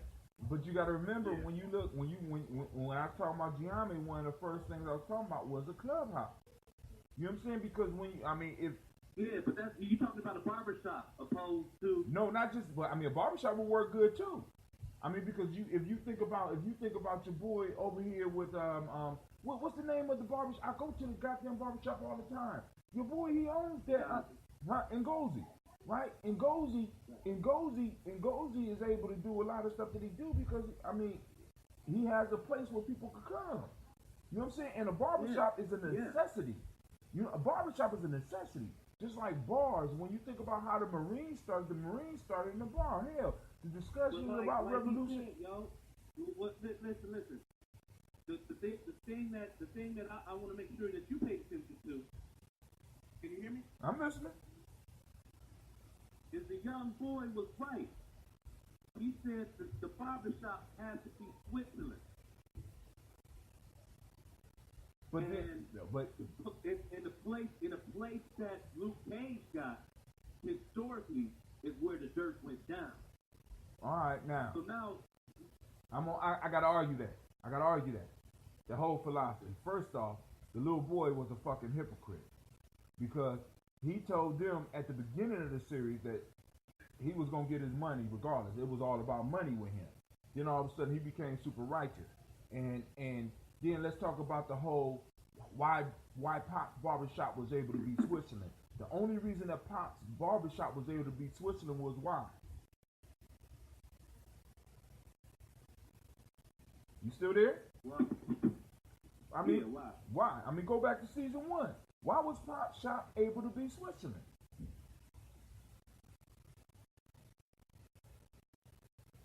Because Cottonmouth declared that shit Switzerland. That shit was neutral because nobody wanted to fuck with Cottonmouth, which was the biggest gangster in Harlem. It wasn't that because of who Pop was. It was that because Pop had somebody to protect those motherfucking borders. Just like the Switzerland we know. Right. The only reason that Switzerland is able to be Switzerland because everybody respects Switzerland's space. And what we don't have in our community is a respected space, because another issue that I was going to talk about with nation building, I was thinking about how I was going to bring it about, but you brilliantly just marched me right down this path on a day where I ain't really got to go nowhere, but we could really sit down and talk about nation building. is establishing those borders and having people respect those borders, because it's like this, right? House of elders, right? Because one of the issues that we have in our community is that people don't respect our culture, respect what we do. For example, if we was to have a council and the council was across from my end and somebody was like, fuck that, I ain't going up before that council. Family, the council wanted to say, fuck that, I ain't got time for that shit. These niggas ain't gonna blah, blah, blah. What should happen to that individual? What happens to an individual that refuses to come before the council? Then that shows that you don't have a tribe, that shows that you don't have a community, that shows that you have something that is just, because really what happens with us as a people is that I can opt in and I can opt out when I want to. Try that shit in other cultures. Right. Make a pledge. No. I get it. Go ahead. And that's why sometimes we just gotta let the universe do what it do so it can reveal to us who is who. And then, but the universe not only, see, because I don't want us to get so deep into waiting for the universe to act without us acting, because for us to really be able to go to the level we need to go, we got to go on to dispense shit like other people dispense shit. Let me ask you a question. Let me finish that thought right there. Go ahead. The reason I say that is because, like, if something go down, you know it ain't righteous, I know it ain't righteous, the person who's involved in it is like, man, that ain't even happened, yo. And he ain't showing no kind of accountability. That's when the council should summon. Right? Right. Now, if he doesn't respond to it, then you're absolutely right. That's not right. And we got to deal with that individual on some outside shit. No. See, but this the issue. This issue. It's only outside shit if that person was outside. If that person had declared that he was part of something and then turns around and be like, I'm not gonna show up, I don't give a fuck, then there's a different type of response that needs to be present. Now, for example, and because this hit me while I was talking one day, and with you on the line, I know we're gonna get into this discussion.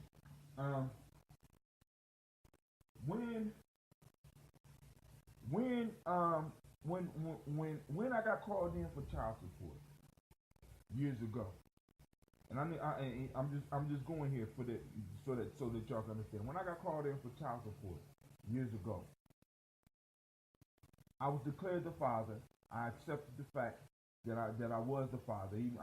Even before, I didn't need them for that. But they declared how much I had to give.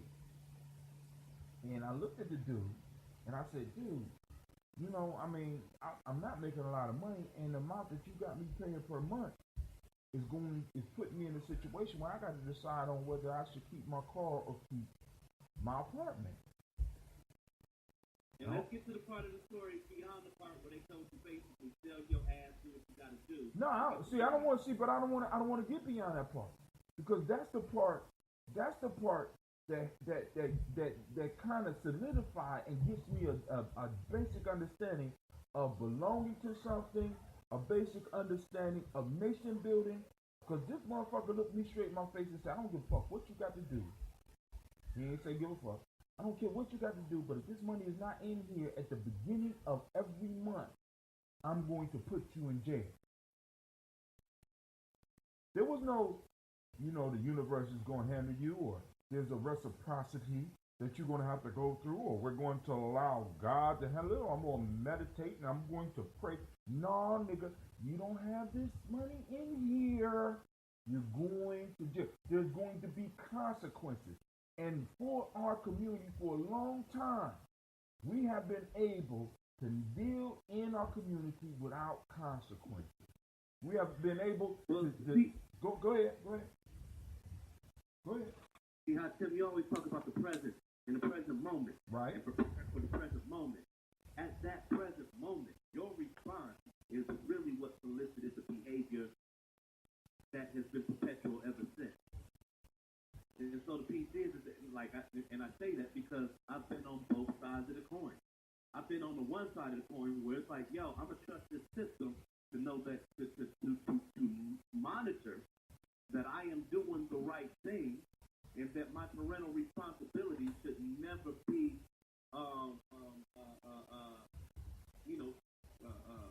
trespassed against, if you will. I feel like the Thesaurus app is like down in my mind right now.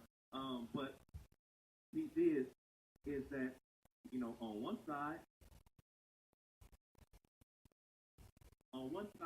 I trust the system, and I trusted that, you know what, let me go ahead and get this 9 to 5, so that they can garnish my wages, so that they can see evidence that I'm doing the right thing. And then I turn around and they're not enforcing the parenting, the shared, the parenting time. So I stayed estranged from my daughter while I'm still doing the right thing, and took it to the court, and the court turned their heads to the shit because I was both saying nobody was making money off of my case. All right. So once I accepted that that's what that was, the next time I was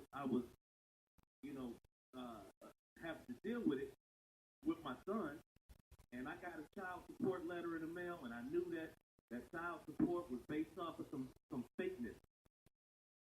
The whole situation was out of some fakeness. This sister who already knew what I'd been through turned around and tried to use the same strategy against me as what was going on with my other child. And I said, you know what? This is the time where it's like, yo, I gotta let them know that nothing else in the world matters to me but saving this child and ridding this child out of the hands of the wicked. And so when I stepped into that fake space thing where it's like, yo, I'm gonna put myself in a situation that I know is dangerous, but I'm allowing the universe around me to be able to view protection. So the same sheriff that was once my enemy, who was threatening to come knock down my door to put me in jail for non-support, it's the same ones that saying, hey, I'm a father too, and where you put yourself right now, I can only respect. So we're gonna help you get your child back. Now, when we went out in the community, found my child, and so the piece is that all of that just to say that if you surrender to the fear of man's hand, then he's going to personally push that button to make sure that you still fear him. Now, when you show them that you don't fear them off rip, you call in this bluff. Do what you said you was going to do. Right. Show up. Now, and they will not show up. Well, hold on. They will not show up. Hold on. Now, when their agents are compromised, go ahead. I'm gonna say they didn't show up for you, but we both know brothers who, at this point in time, they showed up for. Right? Yeah. See, the only point. Hold on. The only point, because my argument wasn't whether their shit is legit or not. My piece is they have a mechanism in place to deal with those that they do want to deal with. We both know somebody right now who has a record because they didn't pay child support. We know several people who, because they ran on hard times, they wasn't able to keep up with the amount that they had laid out. All I'm saying is, and I'm bringing it back to, because we could talk about the child care piece later. We could talk about, but what I'm talking about is the fucking consequence. Nigga, sometimes a consequence don't require more than a threat. You understand what I'm saying? As long as you can carry it through, because you ran into agents within the agency that was coming to get you, that was able to help you, which kind of deferred some of that shit. But if they really wanted to get your ass, they really had it out for you. But that, my friend, is watching for the cues in the universe. Because at the end of the day, why we gotta wait for the cues in the universe? Prosecutors, everybody that woke up that morning anticipated they was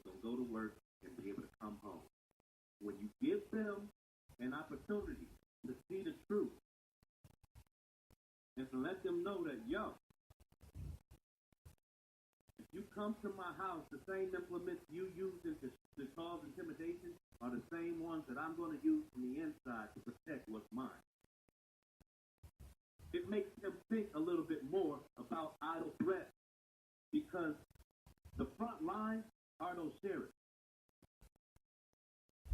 You understand? So right. So you was able. And that's why I had to intercept. I had to go down to the city hall to go to the sheriff's station to walk through metal detectors for them to see that I'm not armed, but I got something to say. See, but I hear sending me this letter saying, hey, we're going to come get you on this warrant. I'm coming down and letting you know I recognize what your beef is, but this warrant ain't real because this order ain't real, and this order ain't real because my son ain't where he needs to be. I hear you. And so the PC but I think you're missing what I'm trying to say. They saw that. Go ahead. I think you're missing what I'm trying to say. This is not about child support. This is about having a mechanism in place that can check a motherfucker for stepping out of line. And what I'm saying is I'm using that as an idea to bring back to what we're building, right? Because when people don't have skin in the game, when they don't have to put skin in the game, like for example, I was thinking this morning, there was a race where I paid damn near $150 to be in the middle of winter, running around my little moccasins and shit out in the snow. 2 races and shit. None but white folks around me. I go to another race. Poor man's half. It's a few of us, but there's a whole lot of them. Right? And I'm sitting up here looking at this. But then I come to the African American Walk for Health, and I have to ask the question, how many of us would be there if that shit costed money like they do for other groups? You know what I'm saying? All that shit is grant and shit like that. The question I have to ask is, when it comes to us doing shit for ourselves, right? When it comes to us, you know what I'm saying, towing the line sometimes, it's like we always looking for somebody else to finance that shit. Because I don't want to put skin in the game.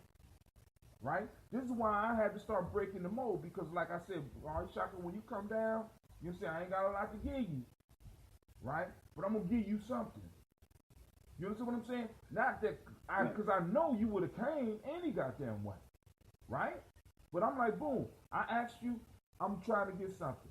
You know what I'm saying? Same thing with everybody. I don't believe in that volunteer shit because I've seen that shit abused in our community because motherfuckers always trying to get something for free, and that's because we don't have skin in the game. This is why it's hard for us to even get into a nation builder mindset, into a tribe builder mindset, because motherfuckers can be part of our tribe today and not be part of our tribe tomorrow because it's okay. It's cool. It's cool that you can give us your word that you're going to do some shit and you don't carry through. But when in other cultures, when you violate your word, you forfeit your life. Right. You forfeit a finger. Right. Now, I'm sitting here listening, man. And wait, hold on, let me say this. Let me say this. And, family, whether y'all know it or not, when you look at in depth of the Panthers, some of that shit was going on. See, because like I said, up to this day, I am so motherfucking mad that somebody got into my car and stole my interview with brother, what was the brother's name? Fred Hampton? No, Geronimo Pratt. Oh, wow. Yeah. He told me, he said, when I'm giving you, Oprah offered me $1 million for it. I had the shit. And I know somebody connected to something bigger than just a nigga out on the street broke into my car and got into my car and got my shit, because I had $2,000 worth of equipment in the back of my car. When they got in, they left that shit. They just took my fucking book bag. I'm sitting up here like, God damn. You know what I'm saying? But the piece that I'm saying is because he let us know that in the Panthers, if you did not do what you were supposed to do, there was a definite consequence. But none of us want to play that. None of us want to get involved with that game, because that game could cost some shit. Cost you a finger. could cost you your life. You know what I'm saying? But no, we don't want to do that. But that's what nation building requires. Because when we run up against these motherfuckers, they're not going to be playing. When we start stepping on toes, because I want you to think about this, when me and you are able to say, dude, we pushing out 1,500 gallons a month, right? We stepping on somebody's toes. We got to be ready. Cause me and you gonna be thinking business. If we was just taking the training that we got, we would be just thinking business. No, nigga, I'm thinking war. Cause right now I'm taking money from somebody and somebody coming to get me. Cause I already watched them come into my life, man, and take somebody because he was stepping on people's toes. Period. Right. And gave him dope man time. I got a brother right now who started a motherfucking drink business. No illegal drinks, nothing. This nigga is serving dope man time. And motherfuckers like, well, he should have did the books right, blah, blah, blah, blah. Like, what the? Motherfucker, you telling me that because they gave him dope man time. This nigga is doing more time than a motherfucker caught with dope. Oh, you know, and this is what we're dealing with. But go ahead.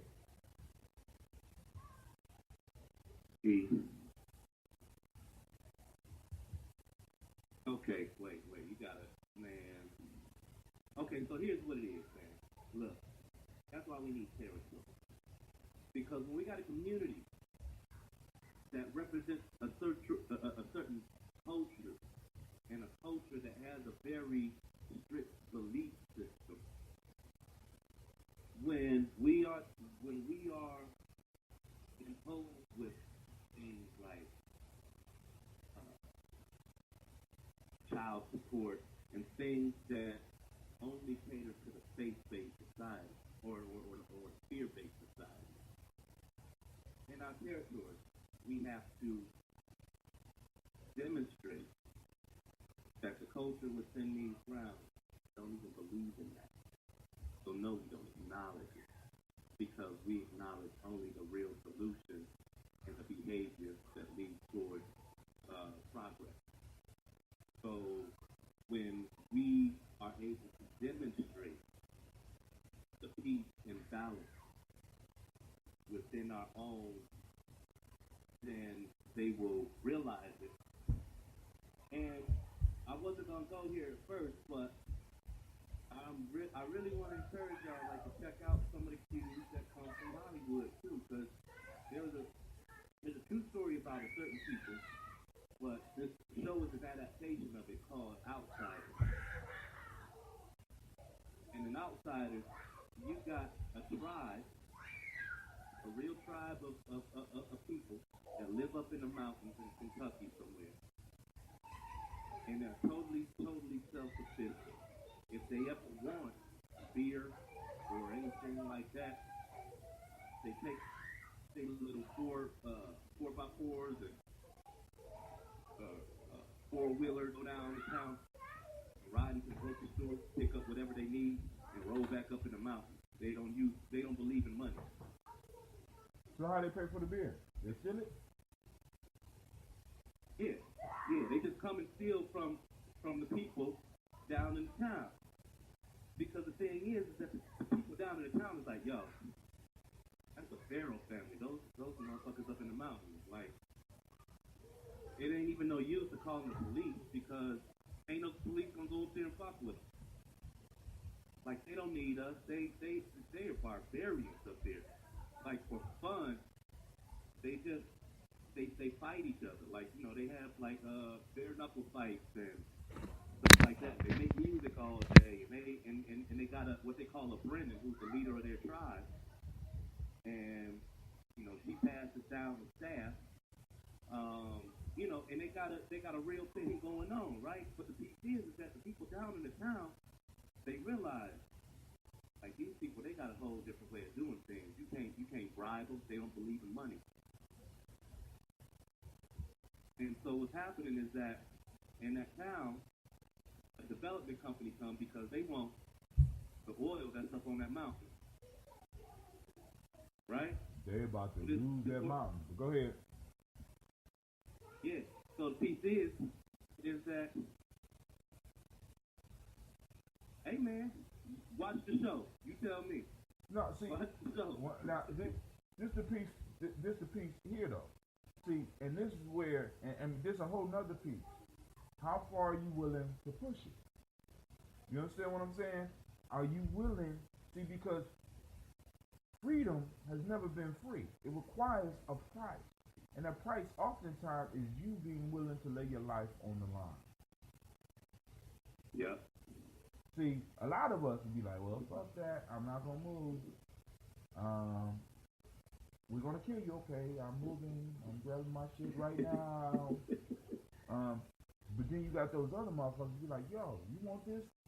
You want this? I want to see how bad you want this. Right? Because you're going to have to pour libations in my blood, or I'm going to pour libations in your blood on this land, because this land is mine. You see, in this culture, we have been taught that everything has a price. But in some cultures, some things do not have a price. Like, for example, for certain African people, one of the reasons they would kill themselves on the ship was because if they did not die on their own homeland, this was their belief. If they did not die on their own homeland, if they were not buried in their soil, they could not make it to the ancestral Exactly. And man, you hit on something. Man, oh wow. That show, Tim, you talking about that show, dig this. No, I'm not. I mean, but that's history, because the process that they went through to build that shit is that's how Sparta was formed. Sparta took away all the money. This is what I want you to pay attention to. Is that in this show, the sheriff of the town got killed every time somebody spoke of the Pharaoh family. Right? He knew that there was kind of a spiritual pact between the town and that family.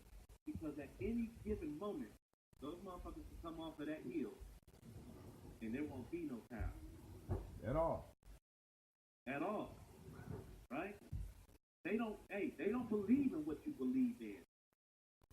So the piece is that the moment that one of theirs from on top of that mountain ended up dead in the town, that's when the show really, really got interesting. Because it was because he believed, it's because his father actually was a casualty of that type of situation. So he never ever dealt with those mountain people. And so when people started wanting to report the pharaohs, the sightings of the pharaohs out of the town, like he was scared shitless. He didn't want to deal with it. He didn't want to do it because there's repercussions and consequences to it. But and then on top of that, because I want you to imagine this: if people outside, see, because nobody will respect your shit more than you, nor should they. Right? Nobody will take better care of your shit better than you, nor should they. Right? So if people outside of this group feel this way about these people, and then also there's a flaw in there, because if they riding on four-wheelers, they got to get gas from some goddamn place. They had to get the four-wheelers from something. I'm just saying. But anyway, if the people on the outside get shudders thinking about these motherfuckers, I want you to think about the shudders that individuals on the inside get when they think about selling out, or they think about betraying the group. Hey, you know what? And that's the thing, man. Like I say, they don't believe in money, but the one thing that I left out, they moonshiners too. But they do not sell moonshine. They just use it to get high and to fight each other. That's what they do up on the mountain. So one of the younger brothers took some moonshine down to the town, and whatever the situation was, he sold it and brought some money back up to the mountain. When they found the money, they chopped his fingers off. Hell yeah, because he was bringing in something from the outside. See, this is what there's borders. There's actual physical territory, but then there's also cultural territory that cannot be allowed to be trespassed upon. There's certain things that cannot be allowed. And when you, like, for example, the money piece is something that if you don't eliminate that shit, or at least don't control that shit, you cannot allow in. This is why certain societies for a long time would not allow outsiders in. You ain't coming here and flexing us with that bullshit y'all got going on over there. When you look at the history of Sparta, you look at the history of a lot of these other countries, that was able to sustain their independence for a long period of time was because they kept the West out. This is why North Korea up to this day is able to do the shit they do, because they have kept the West out. Now that they're opening the doors and opening up the borders and doing a little conversating, soon as some of those kids start getting those fucking Xboxes and shit like that, it's over. You laughing because the first target is, I'm not gonna target you old motherfuckers that's set in your way. I'm gonna target the kids. See, because the kids may get some mercy and be able to fly and be able to keep shit. You know what I'm saying? You know, because this is our future. Boom, boom, boom. What the hell happened to my Man, it's just interesting, like it's that. I mean, I don't know if you watched the Q's in the universe, man, but a decade before the Bill Cosby thing, and before the Quincy Jones thing, and before the Oprah thing, like where they was getting attacked and whatnot, you gotta the Michael Jordan thing. You gotta check out like the cues that they selling to our kids. Like when I say selling to our kids, check out this video called Freaknik the Musical. Right? Mm-hmm. It's like 10 years ago. Like it's hella celebrities voiceovers in this cartoon, right? And Freaknik the Musical is, I mean, man, don't watch it around your kids. But the whole piece of Freaknik the Musical is that Freaknik represented love, the love of the people. And so the ghost of Freaknik was T-Pain. The ghost of Freaknik was T-Pain, and the enemy was what they call the Boule? The which Boule. is a secret organization like Skull and Right. Skull and Bones, made up of Oprah, Jesse Jackson. Is this on Netflix? Bill Cosby. Huh? Is this on Netflix? Oh man, I don't know if it's on Netflix. I'm gonna find it. It's on YouTube. Oh, okay. I'm gonna find it. I believe it's on YouTube. But yeah, man, check that out, and then we'll have a conversation about that because it's all the same story. But but they put it in. Remember the boy came out with the brush your teeth, read a book. Read a book. That cartoon video, it's on the same vein as that. It had was that Lil Jon that had the song? I don't know, but they did the music video. There's a cartoon. It's called Read a Book, and it's just showing how like you can put a real message into this music and see what happens. You know what I mean? So I don't know. Freaknik the Musical. There you go. All right, I'm gonna check that out. Where you find it at? It's on YouTube. 49 minutes, 26 seconds. I'm going to put it on watch later. Let me go back because there's some other stuff. But, but like I said, there's an honor code. There's a principles. There's principles that are lived by and stuff like that.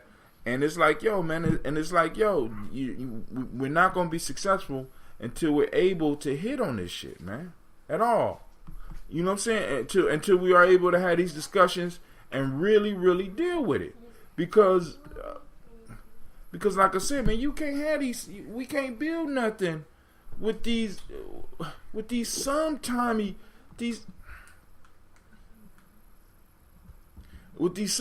people, man.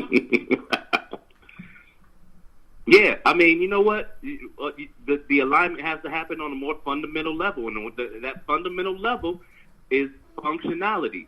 When your survival hood within a village, and your village's survival hood depending on that function that you play, you gotta do that. You gotta. You know, and what we have is motherfuckers that's able to be like, well, I mean, because think about this. This is how we taught our kids. You got to get that money. Got to get that money. You understand what I'm saying? You got to get that money. It's all about the money. Fuck all that. You know what I'm saying? Everything is for sale. And when we start dealing with individuals that could say shit to us like that, we need to remove them from our circle. I can't fuck with you because you going to get yourself killed and you going to get us killed. Because we have to start developing an idea within ourselves. We have to give birth to an idea that some shit just not for sale. Some shit is just not right. Some shit you just can't do with us. You know what I'm saying? Right. Because it's coming. It's coming. And eventually some of us will become that coming. You understand what I'm saying? You know what I'm saying? That generation is coming up right now because a lot of these kids, man, they very conservative. Y'all don't realize it, but a lot of our kids that's out here acting wild and doing a lot of wild shit right now and experimenting, they're going to get older. And what they're going to get older and start realizing is what a lot of us start realizing with some of the light wild shit that we was doing. That I can't live my whole life like this, and I can't allow my kids. These motherfuckers going to be so conservative. And they're going to be looking for leadership. And they're going to be looking for some direct boundaries, right?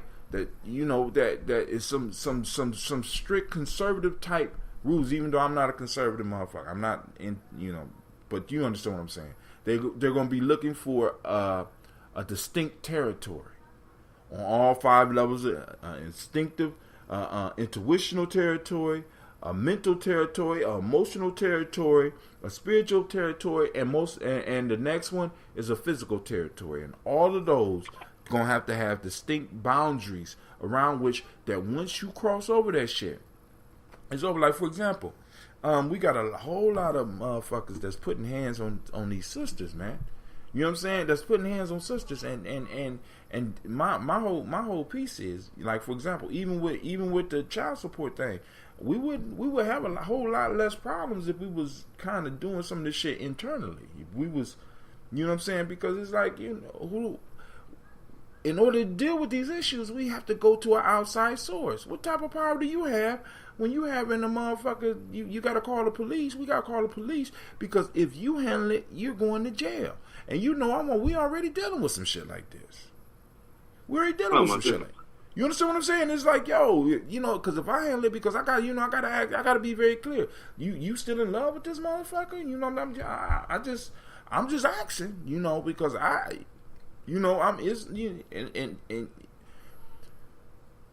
because the whole point is, I have been in situations where I have stepped up and I have done what motherfuckers say they want you to do in those domestic situations, and these these women will end up back with these motherfuckers, and I could be looking at some time, right? Yeah. And me being this age, I'm not rolling around out in the streets no more. I'm not doing it. I'm not doing it. Right? We have to somebody has to lay it down. I'm just letting you know. Because I don't heal like I used to. I realized that at 38. I don't heal like I used to. I used to be able to get in a fight, get scraped up, get poked in the eye, get bit and shit, and be up and be able to get up and go to the club that motherfucking night. I get into a fight right now, I won't be able to kick it for the next 6 years. I ain't gonna say 6 years. Let's say about 3 months. It's gonna take me about 3 months to get over that shit. You know, even with drinking all the shit y'all see me drinking, it's gonna take me some time. You know what I'm saying? And I'm not putting my young boys out there like that. You understand what I'm saying? Because that don't make no sense. Right. Because then they might be doing some time because they looking out for me, and then you turn around and you go and you hooking up with this motherfucker. No. Right. That's ridiculous. Yeah. I mean, yo, that's the cycle, though, man. See, and people, it's been made okay. It's been made okay because there is no consequences for your wrong choices with us. All of our consequences, all the consequences that happen with us either happen from God or the system. There are no internal consequences for fucking with us. Right? Sister, why is you dealing with this motherfucker? You come from you been around men. How's you fucking with this nigga? You know what I'm saying? Dude, how's you caught up with this sister when you been around real how you know what I'm saying? We gonna take care of this problem, but you owe you understand that we gonna take something up out your ass because this was stupid. But I mean, and that's nothing new. It's just something new to us. Yeah, it's something new to us. When you bring, man, check it out. You remember one of the favorite pieces about the movie Apocalypto, man, is if you remember in the beginning where they out in the forest after they bring in that boar home, they cut it up and divided it, and they taking it home, and all of a sudden, Jaguar Paul turned around and he's like, "What you want?" And he's talking into the trees, and he sees people hiding inside of, in between the trees, and they come and they emerge, and they show that they've been, they've been beat up, and they come, they say, we just want to cross through, we just want to pass, and then they come to the middle, they give them some meat, and then that tribe, they give them some salmon. And they let him go. And Jaguar Paul's asking, like, why y'all got, who kicked your ass? What happened? Who kicked your ass? What I mean, they told him. Yeah. They said, yeah, they came and stole our people to everything. And he wanted to help, but his father said, hey, stand still. Be still, is what he told him. And he let him pass. And he looked at his father almost in disgust and was like, yo, why didn't you want to help them? We can help them. Almost like, Dad, you're a coward because you didn't help. That one moment, and his father looks at him, he said, what did you see in those people? Shouldn't the voice go? He said, what did you see in those people? He's like, I don't understand. He said, fear. Deep, rotting fear. Fear that will crawl in your eyes and contaminate your whole village. And he looked at his son and he said, don't bring fear into my village. Exit out of your heart right now. Nobody back home needs to know about this. Right?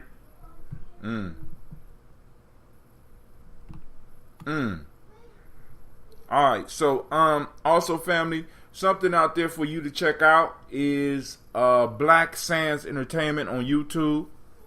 Black Sands Entertainment on YouTube.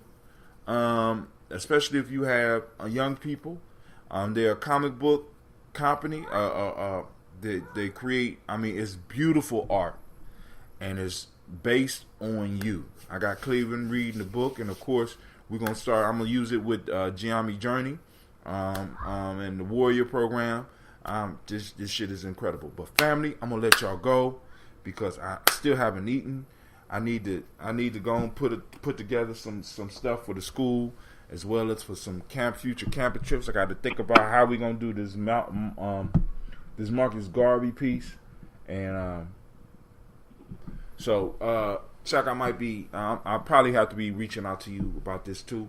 And with that, family, I'm going to get with y'all soon. I want to thank y'all for taking your afternoon and coming and chilling with me. I hope my cussing didn't get you in trouble on your job if you are on your job.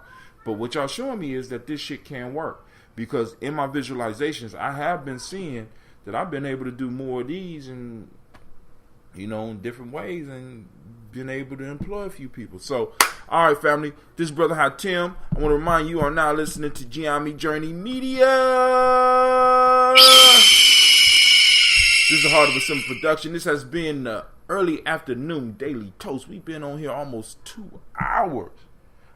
135 minutes. Alright? And this is a Heart of a Simple production.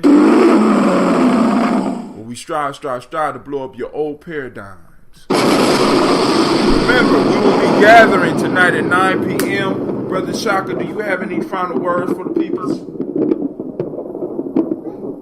Not at this very moment, man. Listen, it's Thursday. We doing the show tonight. Yep, tonight on Ujamaa. All right. And you know, since you part of the fam, you owe me some push-ups. All right, we out. Peace. Peace. The organizer has ended this Uber conference. Goodbye. All right, peace out, Facebook. And Spreaker, thank you. I see that a few of y'all have downloaded the app, and I greatly appreciate it. Family, don't be left out. Be one of those that download. Be one of those that support. All right, I'm out. This is Brother Hatim.